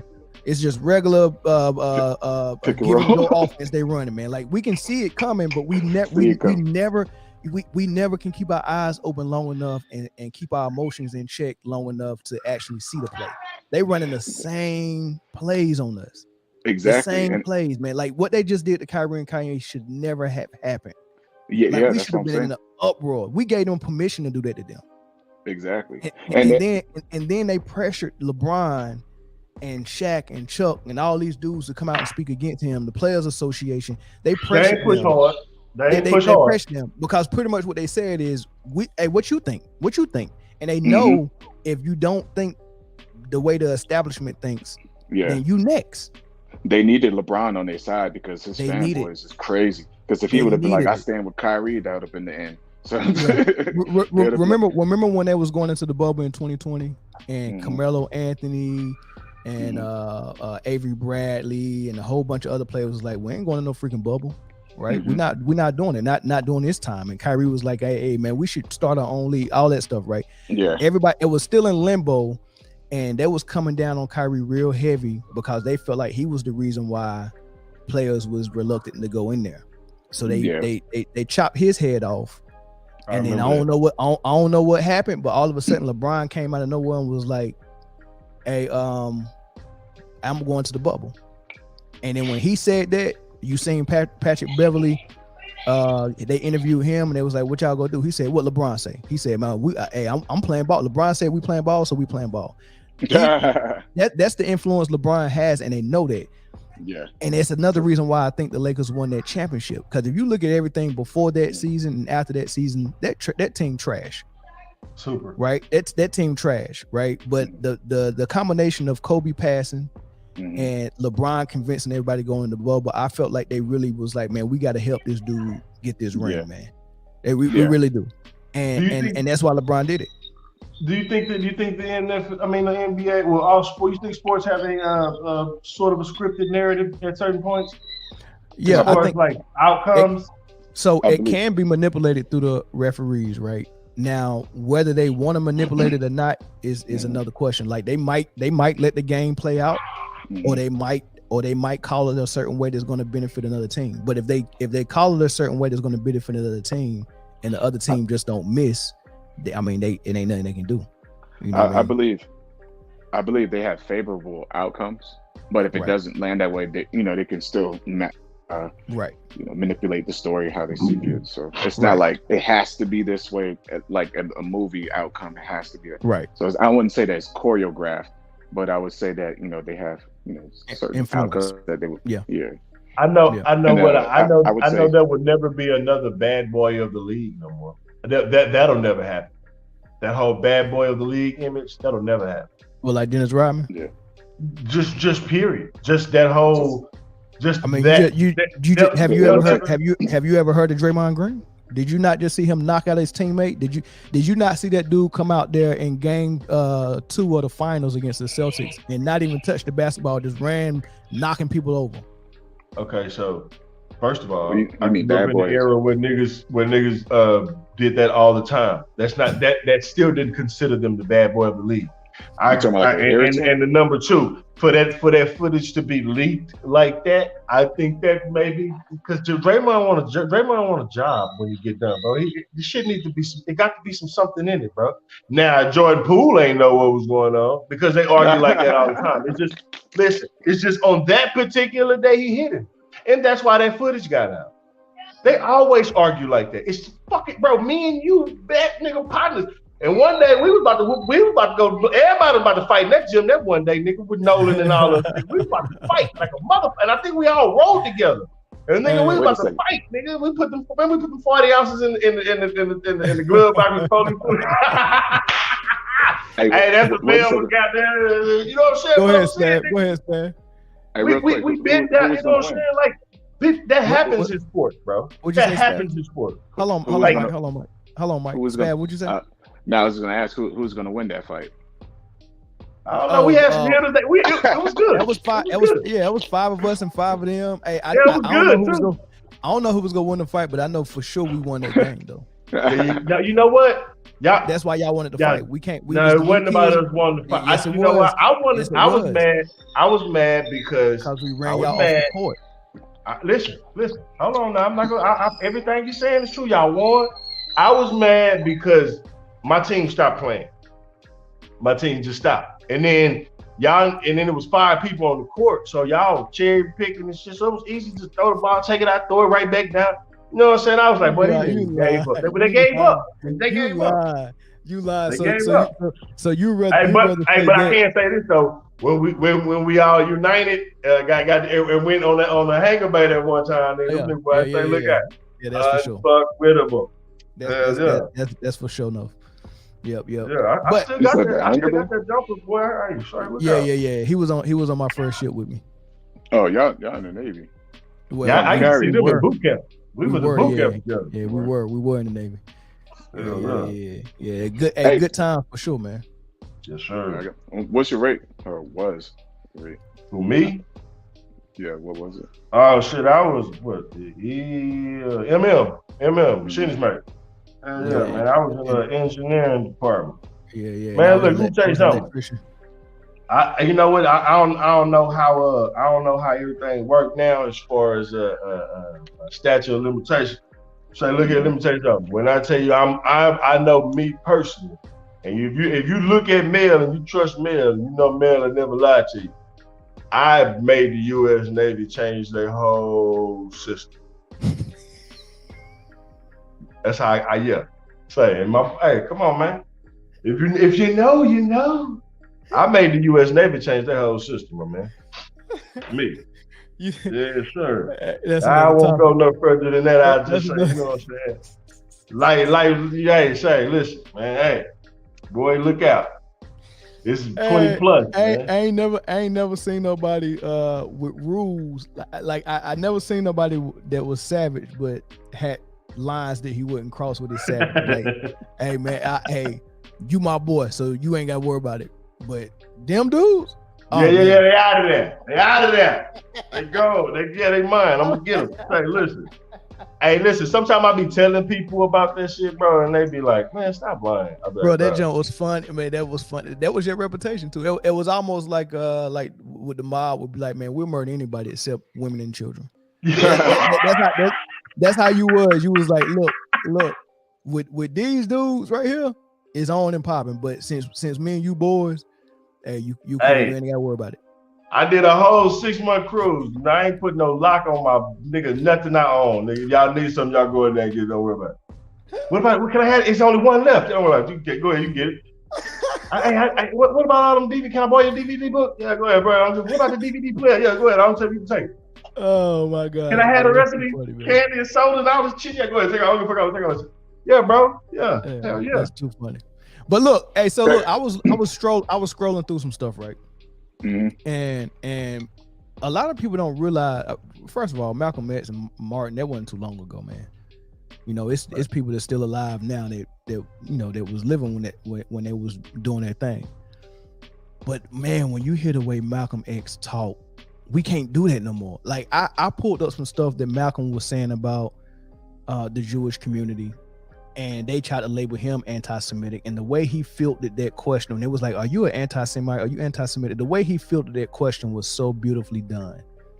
There was no wiggle room for them to like what they did with Kyrie when they asked him, "Are you anti-Semitic?" He tried to field it a certain way because he knew they was trying to corner him in the back of the corner, so he tried to field it a certain way, but he wasn't assertive enough to where, like, you know, like with Malcolm, look, I don't care what the hell you think. I'm about to tell you what it really is. I'm gonna educate you, and you can say what the hell you want. You can call me whatever. But I'm you know, but Kyrie didn't do it that way. He's still trying to play friends with them and be a little bit assertive at the same time, right? Really passive aggressive. It's not really right coming at them direct. Yeah, but the way Malcolm said, did you see it? Did you see when Malcolm? Did y'all haven't heard it? No, I haven't. You got the video. You can pull it. Big. I probably have. I'm real big in I'm big with that Malcolm and different shit like that. So I say this. So this was crazy. Like in my mind, hypothetically, maybe, you know, sometimes in life your goal is to get to a certain spot so that you can become this specific type of person, so you can do a different type of job, right? Right. If I was Kyrie Irving, that would be one of the thoughts that would cross my mind. Was it just meant for me to be this good at basketball so I could be even better at doing this, right? But the difference is, in the world that we live in, I think that the support that Kyrie is looking for, we as a people, as a culture, we don't provide.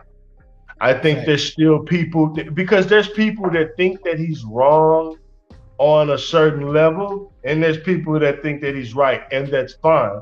But the ones that think that he's right okay, so remember, if you, everybody do your research a little bit, but for the ones who know, man, I know you know. Remember back in the day when Kareem Abdul-Jabbar, Jim Brown, all these motherfuckers, all the black dudes, they got together and they was like, shit, we ain't doing this until this is done right. Remember that? We gonna stop doing this.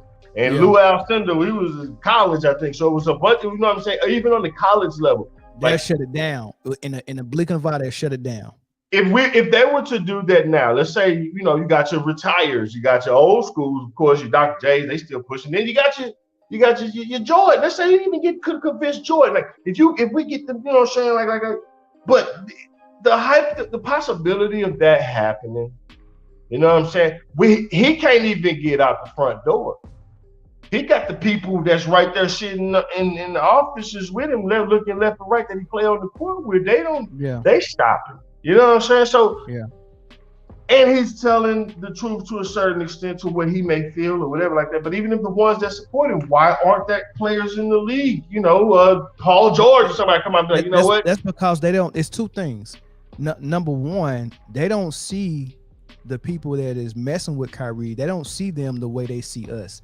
Like, what we don't know is the people that run all of these businesses. When they look at us, black people, they look at us like we want to always control them. That's how they look at us, right? They don't look at us as like we're family, we're friends. They don't look at us like, but we look at them like that. Oh, they helping us.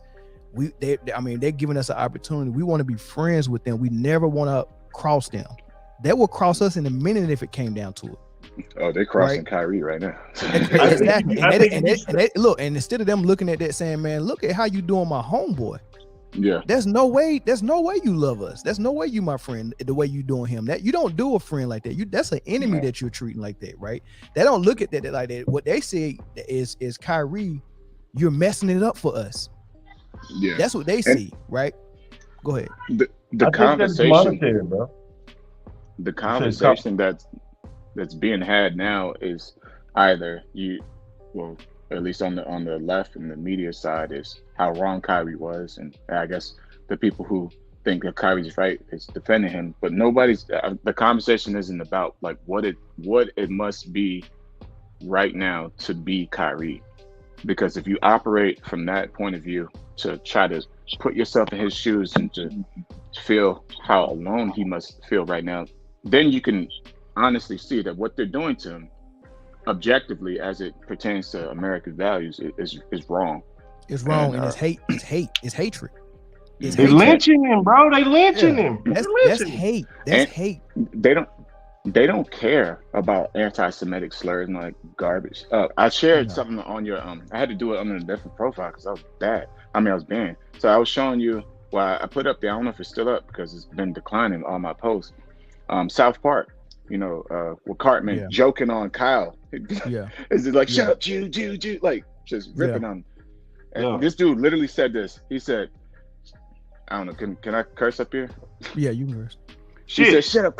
He said, shut up, Kyle. Shut your goddamn Jew mouth. You're the reason why there's war in the Middle East. There was no outrage about that. So they don't. Comedy Central's owned. That's another company that's owned by Jewish someone. people. Yes.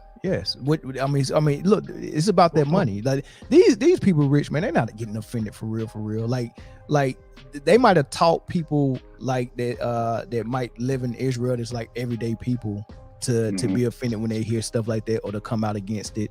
For as an agenda, they taught and trained people to be like that, but they're not really getting offended. But I found that Malcolm X clip though.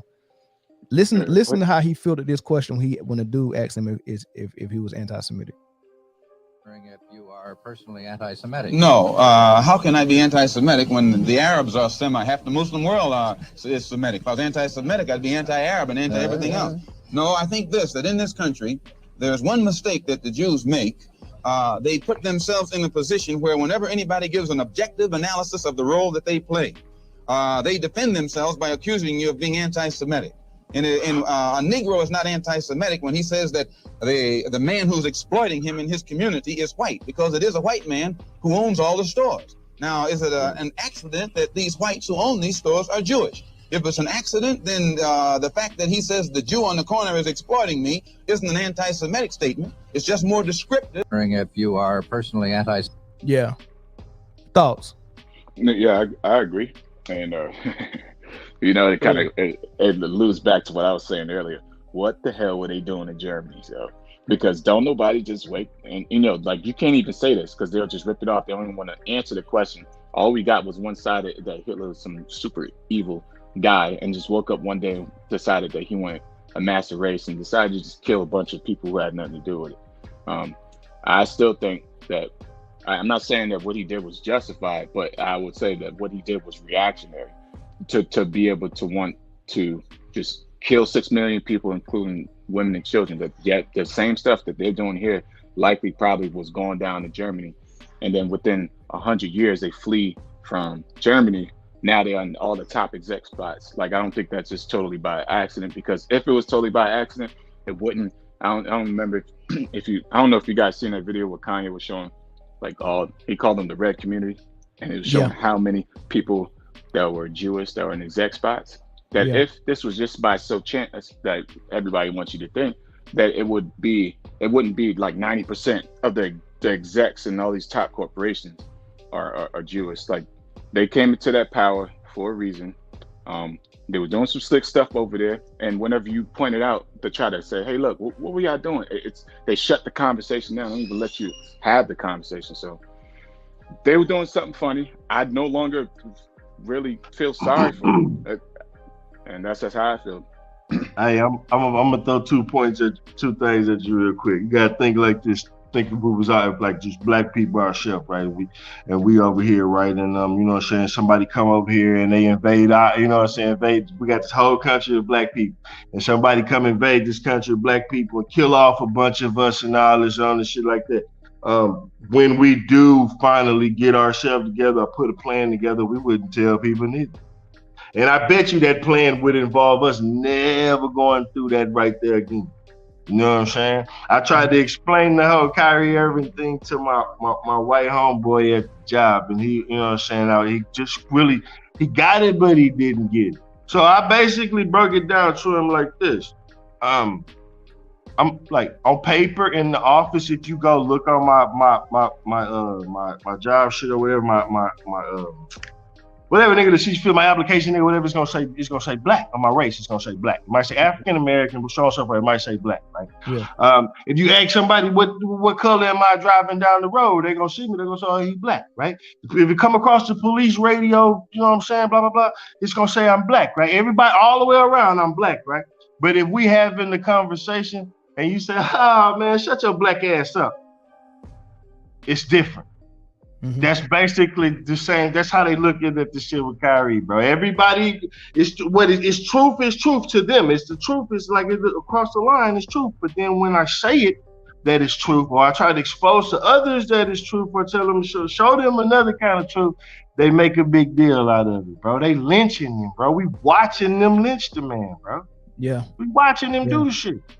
I feel embarrassed to be to be black right now, honestly. I mean, just to see athlete after athlete come out there and speak against this dude because they're and know that they're doing it because they don't want to lose what they got, and they're doing it out of fear. I'm like, man, do we got anybody else that is on that level that can speak like Malcolm? Yeah. Is there anybody? Is everybody bought out? It's embarrassing, man. It's almost like when it's a serial killer on the loose for like 6 months, and then they finally catch him, and you find out he's black. You be like, yeah. That's not embarrassment, right? Hey, I'm gonna tell you who can save us, bro. Nah. Jay-Z? He's bought out. He ain't gonna throw his money away. He's bought out, man. What I'm just saying listen, if you notice, if they can't buy out our highest black people, they fuck them up. They either fuck up their career or they kill them. The most famous ones, bro. There's nobody else that can come. The blacks are almost docile. Yeah, that's why I'm embarrassed. The blacks are almost domesticated. We are almost domesticated, bro. I'm embarrassed. We eat like they eat. You know what I'm saying? Like when Charleston White blew their minds about that beef shit. Oh, niggas like, is he serious? That nigga that like we black, we got our teeth ain't made for that. No, you know what I'm saying? Like we you know what I'm saying? We not carnivores, bro. And then we like the niggas like we take like 5 days for beef to digest in your body type shit. You know what I'm saying? Like, you know, he was breaking all that shit down. He was like, but people sit up here and tell you don't eat pork. You know what I'm saying? You're supposed to eat none of that shit. But we do. You know what I'm saying? But a white man gonna tell you, oh, don't eat pork. We're gonna eat beef. Because I got a bunch of these motherfucking cattle. They can buy all this shit. I'm gonna mark this price up and tell you this one better than this one, and this one come from over here. And we don't know. We just like, oh, okay. White man say, we're gonna eat it. It's good, right? This may sound conspiratorial and all that, but it is what it is. You know, what I was thinking is like, because Kyrie is a person who stands on his morals and his values, and he won't back down. and we was able to see a good example of that with the jab, how he stood his ground with that and was willing to lose money, was willing to lose whatever, but for some reason he folded on this, which makes me think that what's going on behind the scenes is a lot deeper than what is being shown to us. That it may even have come to the point where they're like threatened not just to take money, but to hurt him or his family, to make him, because Kyrie ain't the type of person to just fold like that. You know what I'm saying? He ain't gonna come out with no sorry statement. Like, he gonna stand on what he said. Well, so this is the thing. He loves basketball, right? And that's the other point I wanted to make when I was talking about how the athletes not standing up for a couple of reasons. One is because they think that they are friends, and number two is we love that daggone sport so much. And trust me, I get it, man. I was consumed by basketball, like to the point where I got a podcast talking about basketball. Like, I don't even play that much no more, but like I know that basketball is just for entertainment. I know it's a lot of evil behind it. I know it's I'm reading a book called $40 Million Slave. I know that to be true, right? And even knowing all that stuff, I still like the sport so much because that's all I was doing from the time I was 6, right? So we can't get that sport up that bad. Kobe made a poem about it when he retired. You get what I'm saying? He made a poem about the basketball. Like, they love that basketball. It don't matter what is going on. If they get threatened to not be able to shoot that ball no more, like when Donald Sterling was caught on tape saying the N-word and saying all the stuff about black people, and it was the playoffs, and like the first thing I would have been thinking, like, heck no, I'm not playing. But they love sports, basketball, and they love that championship trophy so much. These dudes was like, we got to figure out a way we can still play. Like, we still go come play. Maybe we can just put t-shirts on and then say, you know, nice things about hate and, you know, all this stuff. Like, maybe we could do that. Like, they always try to figure out a way to get on the court. As it pertains to, the real freedom is gonna come in when they say, look, man, nothing matters more than my blackness and my people, and I'm willing to give all this stuff up to make sure that we get a equal footing in this thing, and we've yet to do that. As it pertains to Kyrie, though, it seemed that at least when the jab was being talked about, that he was willing to give that up for the sake of just standing on what he believed in. Yeah, of course, but is he willing to do that 2 years in a row? Like I said, from the energy that I get from Kyrie, he seemed like he would stand more on his values than anything else. Yeah, he probably would, and he's gonna be in deep prayer about it as well. But you know, but the like you said, the way they're doing it, they really want to castrate this man publicly, because remember they said it was two things that they had an issue with. They had an issue with him sharing on his platform, and they wanted an apology. Right? After the first day, he still had it up, and then he got all the flack, and then he took it down. So he had it taken down. Then the reporters was asking him for an apology, right? He didn't give him a I'm sorry apology. He gave them a long-winded, a roundabout, look, man, I'm not that type of person. I don't understand why y'all labeling me like that. I love all people type thing, right? But they didn't accept it as an apology. So then it turned into, we still want an apology. And now Adam Silver was saying, I want an apology. And now his owner and his GM was, I want an apology. Then they made him pay $500,000, right? Yeah. All of these things, right? So if it was really just about an apology, showing that you're sorry and taking it down, you see what he got over. You see, they gave him another list of things to do too. That's what I'm saying. If it was just about that, this should be over. Right. But it turned into now that you have this, now that you apologize and took it down, now we want you to denounce the film, and we want you to do all this other bullcrap. Hey man, listen. You know how many times I've been watching the game on TV and I've heard Kevin Garnett say "nigga"? You know what I'm saying? Nobody never. That don't bother people. Nobody's like, whoa, let's stop all of that. Maybe we can try to get him to tone down, or that's just him. You know what I'm saying? But like, Mike, we fought for that. We fought No, for no, that. no, no, no, no, no, no. They wanted to clean it up, and we was like, we can say it. No. I'm not. No. No. Listen, I'm not trying to find validation in that. But what I'm saying is, if the image of what they want and these players, and you know what I'm saying, they want them to be this, like, I'm talking about even from a broadcasting level. You know what I'm saying? Like, there's ways to clip that shit out if that's what they wanted to do, but that's okay. You know what I'm saying? Yeah, we can say it on the court while we playing, and you know, if you hooping, but what about on the broadcast level? TNT okay with it? Everybody okay with it? You know what I'm saying? That's cool. You know what I'm saying? I'm not saying that, you know, they should, niggas hooping, you know, that's how they talk, right? It's cool. But if they were trying to clean up this or give this certain image of what the NBA is, if it wasn't about more than just what it was or what they were pertaining to be, then I don't think they would have done so much. You understand what I'm saying? That's just furthering the proof that they did. Yeah. You know what I'm saying? It's just bullshit. Yeah. Bullshit. All right. So remember, so there was a few. Actually, it was about like maybe 10 years ago. Stephen A. Smith kind of slipped up. He was like, "Nigga, please," and then they made him apologize about that. So, like, they do. Hey, Russell Westbrook said it in the locker room in a minute. What? Man, y'all niggas tripping. That's a fucking meme. Yeah. That's a meme. You know what I'm saying? That's all, and that's in the NBA locker room. Like, you know what I'm saying? That's what man, bro? It's cool for that though. Niggas cool. You know, this whole thing makes me. I looked, so I know the lottery's up like 1.6 billion. It made me look at that shit like, man, y'all niggas keep that, man.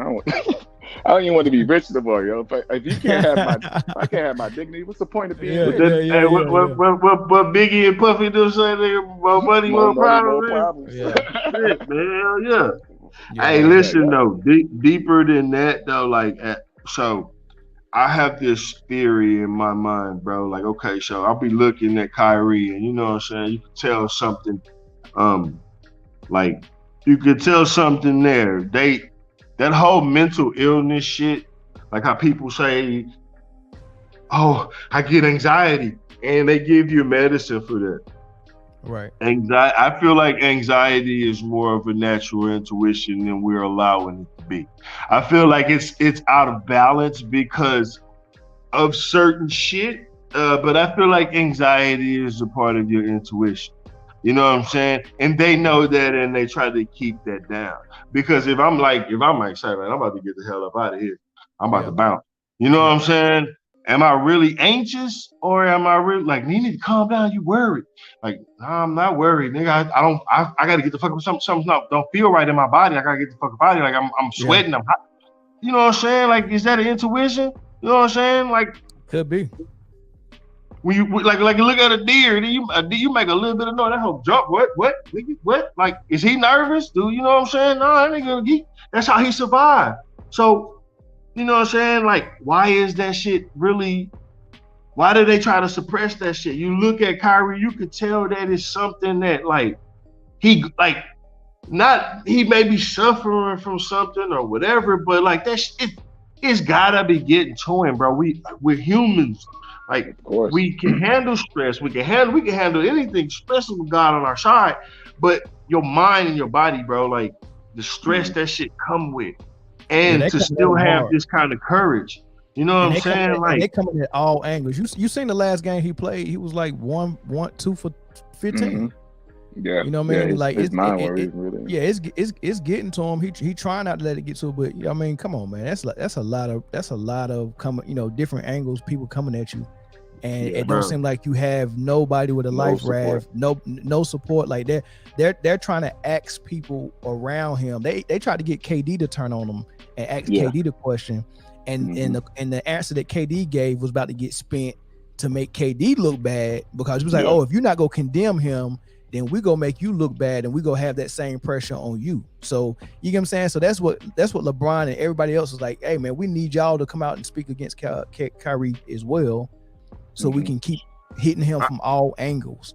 I'm gonna be honest with you, bro. Like, people are entitled to their opinions about certain things, and this is an unpopular opinion, because I understand that when you become an athlete, you you become the type of person to come under this type of scrutiny, and I get all of that shit. But at some point, I feel that ESPN, these sports places like that, bro, that shit gets thrown out the window. I feel like they really be trying to make, like, bro, listen, I like with the Ben Simmons shit, bro. I get it. Nigga off. They can't hoop. This, that, so. Why are we dedicating the whole front half of a TV show about fucking destroying who this man is? Yeah. You got different people. You got tweets and shit all this shit popping up like this. You know what I'm saying, bro? Like, you get caught up in that shit. Like, you know what I'm saying? Ben Simmons, they need to just sit and put those. All right, we get it. I get it. That's your job. I get it. But like, god damn, bro. You know what I'm saying? Like, that nigga go home, blow his motherfucking brains out because all he ever wanted to do is play in the NBA, and something going on with this, and he's stressed out about that, and he can't talk to nobody about it. And the people that want to talk to about it, they, you know what I'm saying? They looking at him like, "Ma, come on, man, just shoot the fucking ball." Like, you know, all this shit coming at this nigga. Shit that, you know what I'm saying, we don't know, and the nigga home blow his brains out. Then somebody got to get the message to the sports world that we don't really like that. We like the actual sport. Like we actually like basketball and football. Mm-hmm. We like that part, and we like it so much that we would actually watch an hour worth of former athletes talk about the game.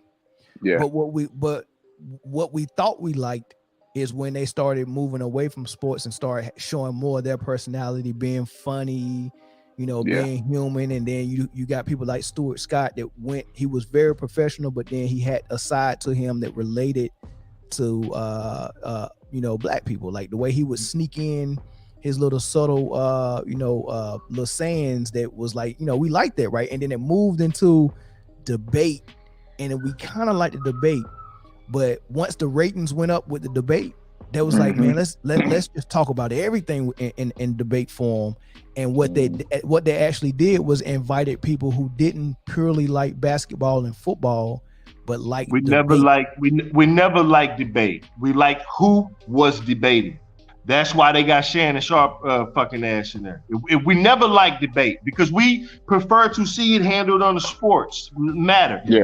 Yeah, everybody's got their own opinion. We like debate in the barbershop while we get our haircut, and then we go to fuck home. We don't like debate at the barbershop, debate in the car, debate at the house, debate at the job. That's all you get. It's like, remember when MTV showed fucking videos back to back to back to back? Now they don't even show videos no more. You understand what I'm saying? I ain't seen the only way you can see a music video is on the internet. If you want to watch some motherfucking Road Rules versus what goddamn whatever, you can watch that on MTV. What music video is supposed to be? The personality between Stuart Scott had his thing. Stuart Scott had his thing. Amara, you know what I'm saying? But it was about their professionalism and everything like that. But what we liked about them was the way that they put like actual shit that was their personality. It stuck. The way that Mark Berman put shit in, you know what I'm saying, that only he can do. But we like that about everybody. We like Ed McMahon when he would do the fucking and here's Johnny. It was about sports. I don't remember no Stuart Scott getting on there and personally disliking a player and dominate him about personal stuff. I don't remember that, bro. When we heard Mark Berman doing his whole rumbling, stumbling, bumbling, it was during a highlight. It wasn't him doing that shit. You know what I'm saying? It wasn't that. They were all they had when that camera got on them. All they were doing was ending one story, telling you about another story, transition into this, and bam, it would go to a clip. And we loved it. That was it. They turned it into something else. It's drama. It's soap opera. But it's more lucrative for them because you can get a person who don't know nothing about basketball watching basketball because of the drama. Yeah, exactly. Like you got a couple of different type of sports fanatics. You got people who actually love the sport itself, and then you got people who love the drama around the sport. And those people, unfortunately, are the ones who probably spend the most money. But they don't watch the game. They don't even watch the game. No. Because of that type of mentality, bro. Like, real diehard like me, I was more like I watch it, but I prefer not to. I don't give a fuck who on. I don't know about names. Names don't matter to me no more. You know what I'm saying? I'm just looking at the game itself now, bro. Like because it's turned into that type of spectacle, man. You know what I'm saying? I'm paying attention. I know who is who. You know what I'm saying? Because obviously whatever, but like I lost that fanatic feel about it. You know what I'm saying? It ain't like it used to be, bro. Like all that shit's bullshit now. It's easier now to go on YouTube and type up NBA highlights and just watch them niggas go back and play. You know what I'm saying? They just watch the bucket. Then to sit there and listen to the shit on Sports Center because you ain't gonna get the game, you don't get the highlights. You know That's what I'm saying? why I stopped watching excuse me, First Take and Undisputed or stuff because it's like it gives you like it's almost like if you watch it before the game, it almost like preps your mind to view it from that way. I mean, it's like it robs you of actually enjoying the game for what it is. So I stopped listening to all that crap, and then I find myself enjoying the game a lot more. Leaving that out because, like, I mean, people like Stephen A. Smith have people rally up, like Reed was saying, hate Ben Simmons and Kyrie. Like, I think like if Stephen A. if it wasn't for the media and all that, all this hate that, well, other than Kyrie splitting from LeBron, that's where he got most of his hate from. But other than that, he wouldn't really have all this hate. Kevin Durant, well, that's a different story. But for most of these other players, man.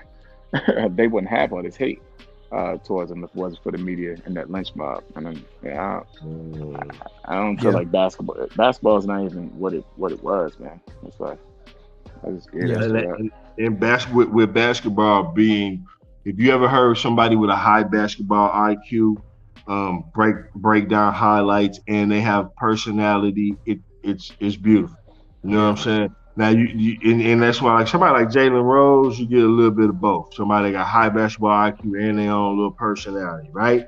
He bought out now after Stephen A. got all that money. Jalen Rose following his blueprint. But go ahead though. But how Kendrick Perkins got a job? You want to know how he really got a job? Yeah. Kendrick Perkins got a job when Kevin Durant left OKC and they put that Russell Westbrook and KD beef in there, and Kendrick Perkins played with OKC with both of them, so he was getting invited on as a guest to talk about just KD and Westbrook, and he tried to do it with a lot of personality, and he was the go-to guy to talk about Kevin Durant the whole time. The first 2 years he was in Golden State. The last year kind of died down because the big issue then was the Draymond Green and Kevin Durant blowout and all that stuff. But the first 2 years they blew that Russell Westbrook beef up, and Kendrick Perkins was the go-to guy for it, and he was able to, I guess, talk his way into a job with that. Right. Okay. So why he still got a job then? Because he's saying all the things that fit the media net. He's another plant to say what they want said on TV. Notice he's always with the momentum going against a certain player. Always, bro. Always. And his points of validation be so they really don't make no sense. Because some of the shit that he says is some of the shit that he may have agreed with 2-3 months ago or a year ago, you know what I'm saying? And then now he's, you know what I'm saying, totally different. Like I don't get it, bro. He don't talk well. He don't. But look, Jones, he got a podcast with what's that Dallas Cowboy defensive tackle? I forgot his name. They call him Swagoo. Marcus Spears. He got a podcast with Marcus Spears, and as a fact, he do got that podcast, but he didn't say that on that podcast. He went on I Am Athlete. I want to say earlier. I think I know what you're talking about, where he tell them that he shit. I spin the narrative whatever the way, you know what I'm saying? Exactly. He was like, man, look, we saying stuff for clicks. All right, so. Man, that's just a bot. So this is what's really crazy, right? Who really are the dummies? Is it them? for Or us. you know, Both. It's both. Or is it us? Both. We know we watching bullshit. Theater. We watching theater. We watching theater, and you know what I'm saying. It's like totally not in our favor. It's totally going to a point where like people to the point where you know what I'm saying that we support and this and the third, like they getting lynched and so on and so forth, right? Yeah. It's got to be a bigger entity, meaning that we know it's a multimedia entity that's you know what I'm saying totally controlling it and so on and so forth. But now here we are, like you know what I'm saying, like it's just us, like we just like you know it's like you say it's both, but goddamn, like what do we do? Like how, you know what I'm saying, where we go next? Is it too far to be like you know what, this shit bullshit? Like you know what I'm saying? I know me just saying I'm done watching this shit, that ain't, you know what I'm saying, that don't make a difference. 100 people don't even make a difference. You know what I'm saying? But the people that's involved, like the athletes and so on and so forth, like, do they really feel that powerless to the point where they just like, you know what, I'm gonna just let it happen? You know, the media has basically made it so that if an athlete responds to the ridiculous criticism that they give it to them, they call them sensitive. It's like, what? So Correct. they can say whatever they want about you, but when you respond, you're sensitive. Like, that's stupid. It's not sensitive. It's just being able to defend yourself. What's wrong with that? Yeah. Especially if you're telling it in such a way that they don't believe it. Yeah. That's the case. So it seems like part of the game and part of the setup is for it to be one-way aggression. The athlete, just because you're making millions of dollars and playing a game that you love, part of that game is that when you're doing good, we're going to prop you up. That's our job. When you're doing bad, we have to continue to make content. So we got to find somebody to bring that part of the drama and the negative stuff. We got to bring that to it. Got to be full circle. And you have to be okay with that. You have to let us do that. That's what they want. That's what they want. They want the athlete to be like, all right, man, you can say whatever you want about me in the newspaper, on ESPN, on TV, and I just got to play better. Or and the if you tell me my legacy is affected because I left OKC and joined the Warriors, now I need to go somewhere else and win to prove to the media I can do it, so y'all can talk about me different, right? That's what they want. And these athletes are like, hell no, man, we don't care. I mean, we go talk trash back to y'all. Y'all ain't nothing, you know what I mean? And we go say whatever. And when you do that, you become an enemy of the media, and they all collectively. You know, you got to daggone to be perfect in order for them not to daggone dump on you. The fans just eat that mess up too, man. Because if you look at the comments on Twitter or even on YouTube, oh, KD is sensitive, Kyrie is sensitive. Like man, look, the only reason why I say it in the first place is because the media said it. It's like y'all just complete bots. Whatever they say, y'all just follow right behind. Facts. I guess. Hey, bro, Justin, what up, man? They about to make a NFL. You might as well, if you play quarterback, you might as well just not even suit up. You might as well come out there. You might as well make them niggas two-hand touch. You can't even hit a quarterback no more. They should make quarterbacks two-hand touch below the waist. Yeah. Two-hand touch like when we was little boys, bro. With two-hand touch, bro. Because if you do anything to a quarterback, they're gonna, you know what I'm saying? They're gonna throw a flag on the shit. Hey, and then they trying to blame that. Maybe if they just turn this whole situation into like a two-hand touch thing, it'll kind of hinder the fact of the matter that the boys really out there getting hurt.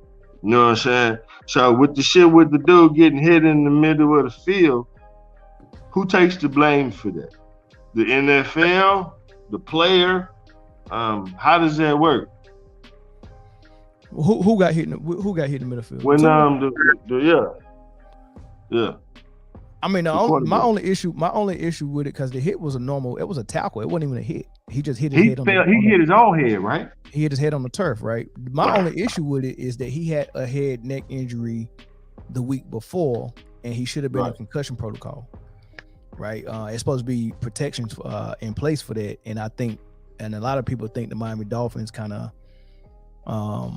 bypassed some of them. Yeah, that right there. At the end of the day, that boy shouldn't have been playing.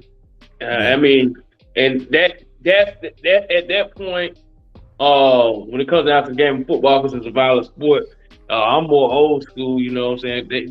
This cupcake football they playing but that was on them. You know what I'm saying? That's a part of a coach's job, a part of the organization's job to protect the player for themselves. You know what I'm saying? I know you want to win, and if he wanted to go back in, they should have known better. So yeah, you got to put that on the organization, the head coach, and at the end of the day, that's why I feel like should be at fault. You know what I'm saying? So yeah, I mean, they know that man, that boy went right. Everybody seen that. Yeah. If that was boxing, and that fight, he got hit like that in his head, or doing training and he got hit like that in his head, he wouldn't have been able to go the next day. If it was the NBA and that nigga fell on the court in the middle of the game and bap and hit his head to the point where he, you know what I'm saying, he would have had all kind of tests done prior to him going to that next game. So I know for a fact that dude had all prior tests done to him, bro. They okayed that shit anyway. You know what I'm saying? Like, they had to, bro. They had to know about that shit. Hey, that's just crazy, bro. Yeah. I ain't never seen nobody in shit other than like street fighting. I ain't never seen nobody do that and come back the same season. Like, well, first of all, I never seen nobody do that, but that didn't seem like an injury that somebody would come back from 2 weeks later. When you did, like, I got to talk to a doctor on that, man. Like, you know, I mean, because something really happened. That was a traumatic brain injury for your brain to all of a sudden lock all your limbs up. But at the end of the day, I hate to say it like this with him. The reason why I feel like he would want to come back is contract year for him. You know what I'm saying? Man. So at the end of the day, I get it, but at the same time, that's at that point, that's when sometimes you gotta kind of put it back on the actual player, but you also gotta look at where they at in life. You know what I'm saying? But at that same time, you could look at the team too, because they could have said, "Sorry, man, shit, you want that money? You better get your shit. Get on back out there." Yeah, shit, I know you hurt. I'm hurt too. Shit, it's gonna hurt me to pay you, but you want it, right? But shit, hey, what's up? Nigga, I see this many games, this many yards, nigga. Shit, what's up? You know what I'm saying? And then guess what happens if you go against it as a player? You'll get somebody from the organization, call Stephen A. Smith or text him and say, "Hey, look, man, this was going on. We need you to leak this out." And that's when he come out there on TV and be like, "This is what I remember when he earlier before the season started when he was like, this is what I heard. I heard Jonathan Kuminga of the Warriors been acting like blah blah blah. He ain't doing his job. He ain't coming to the gym. And I heard Jordan Poole was walking around talking about how he about to get this new contract and get this money. And he, you know, Stephen A. reported that before the season came out. Who the hell called Stephen A. and told him that?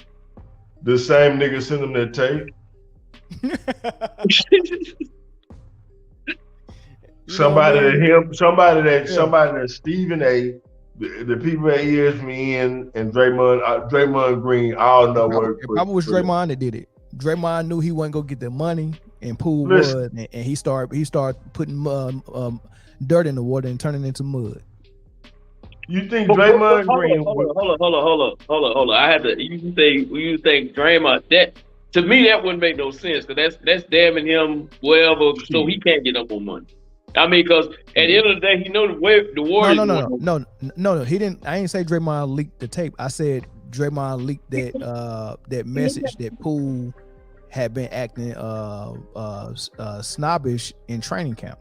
Because Stephen A. said somebody told him from the Warriors organization that Jordan Poole has been acting funny and the veterans been having to check him. Right? Bro, I'm like, who told him that? I think Draymond Green told him that because Draymond was pissed knowing that he wasn't getting a contract. Okay.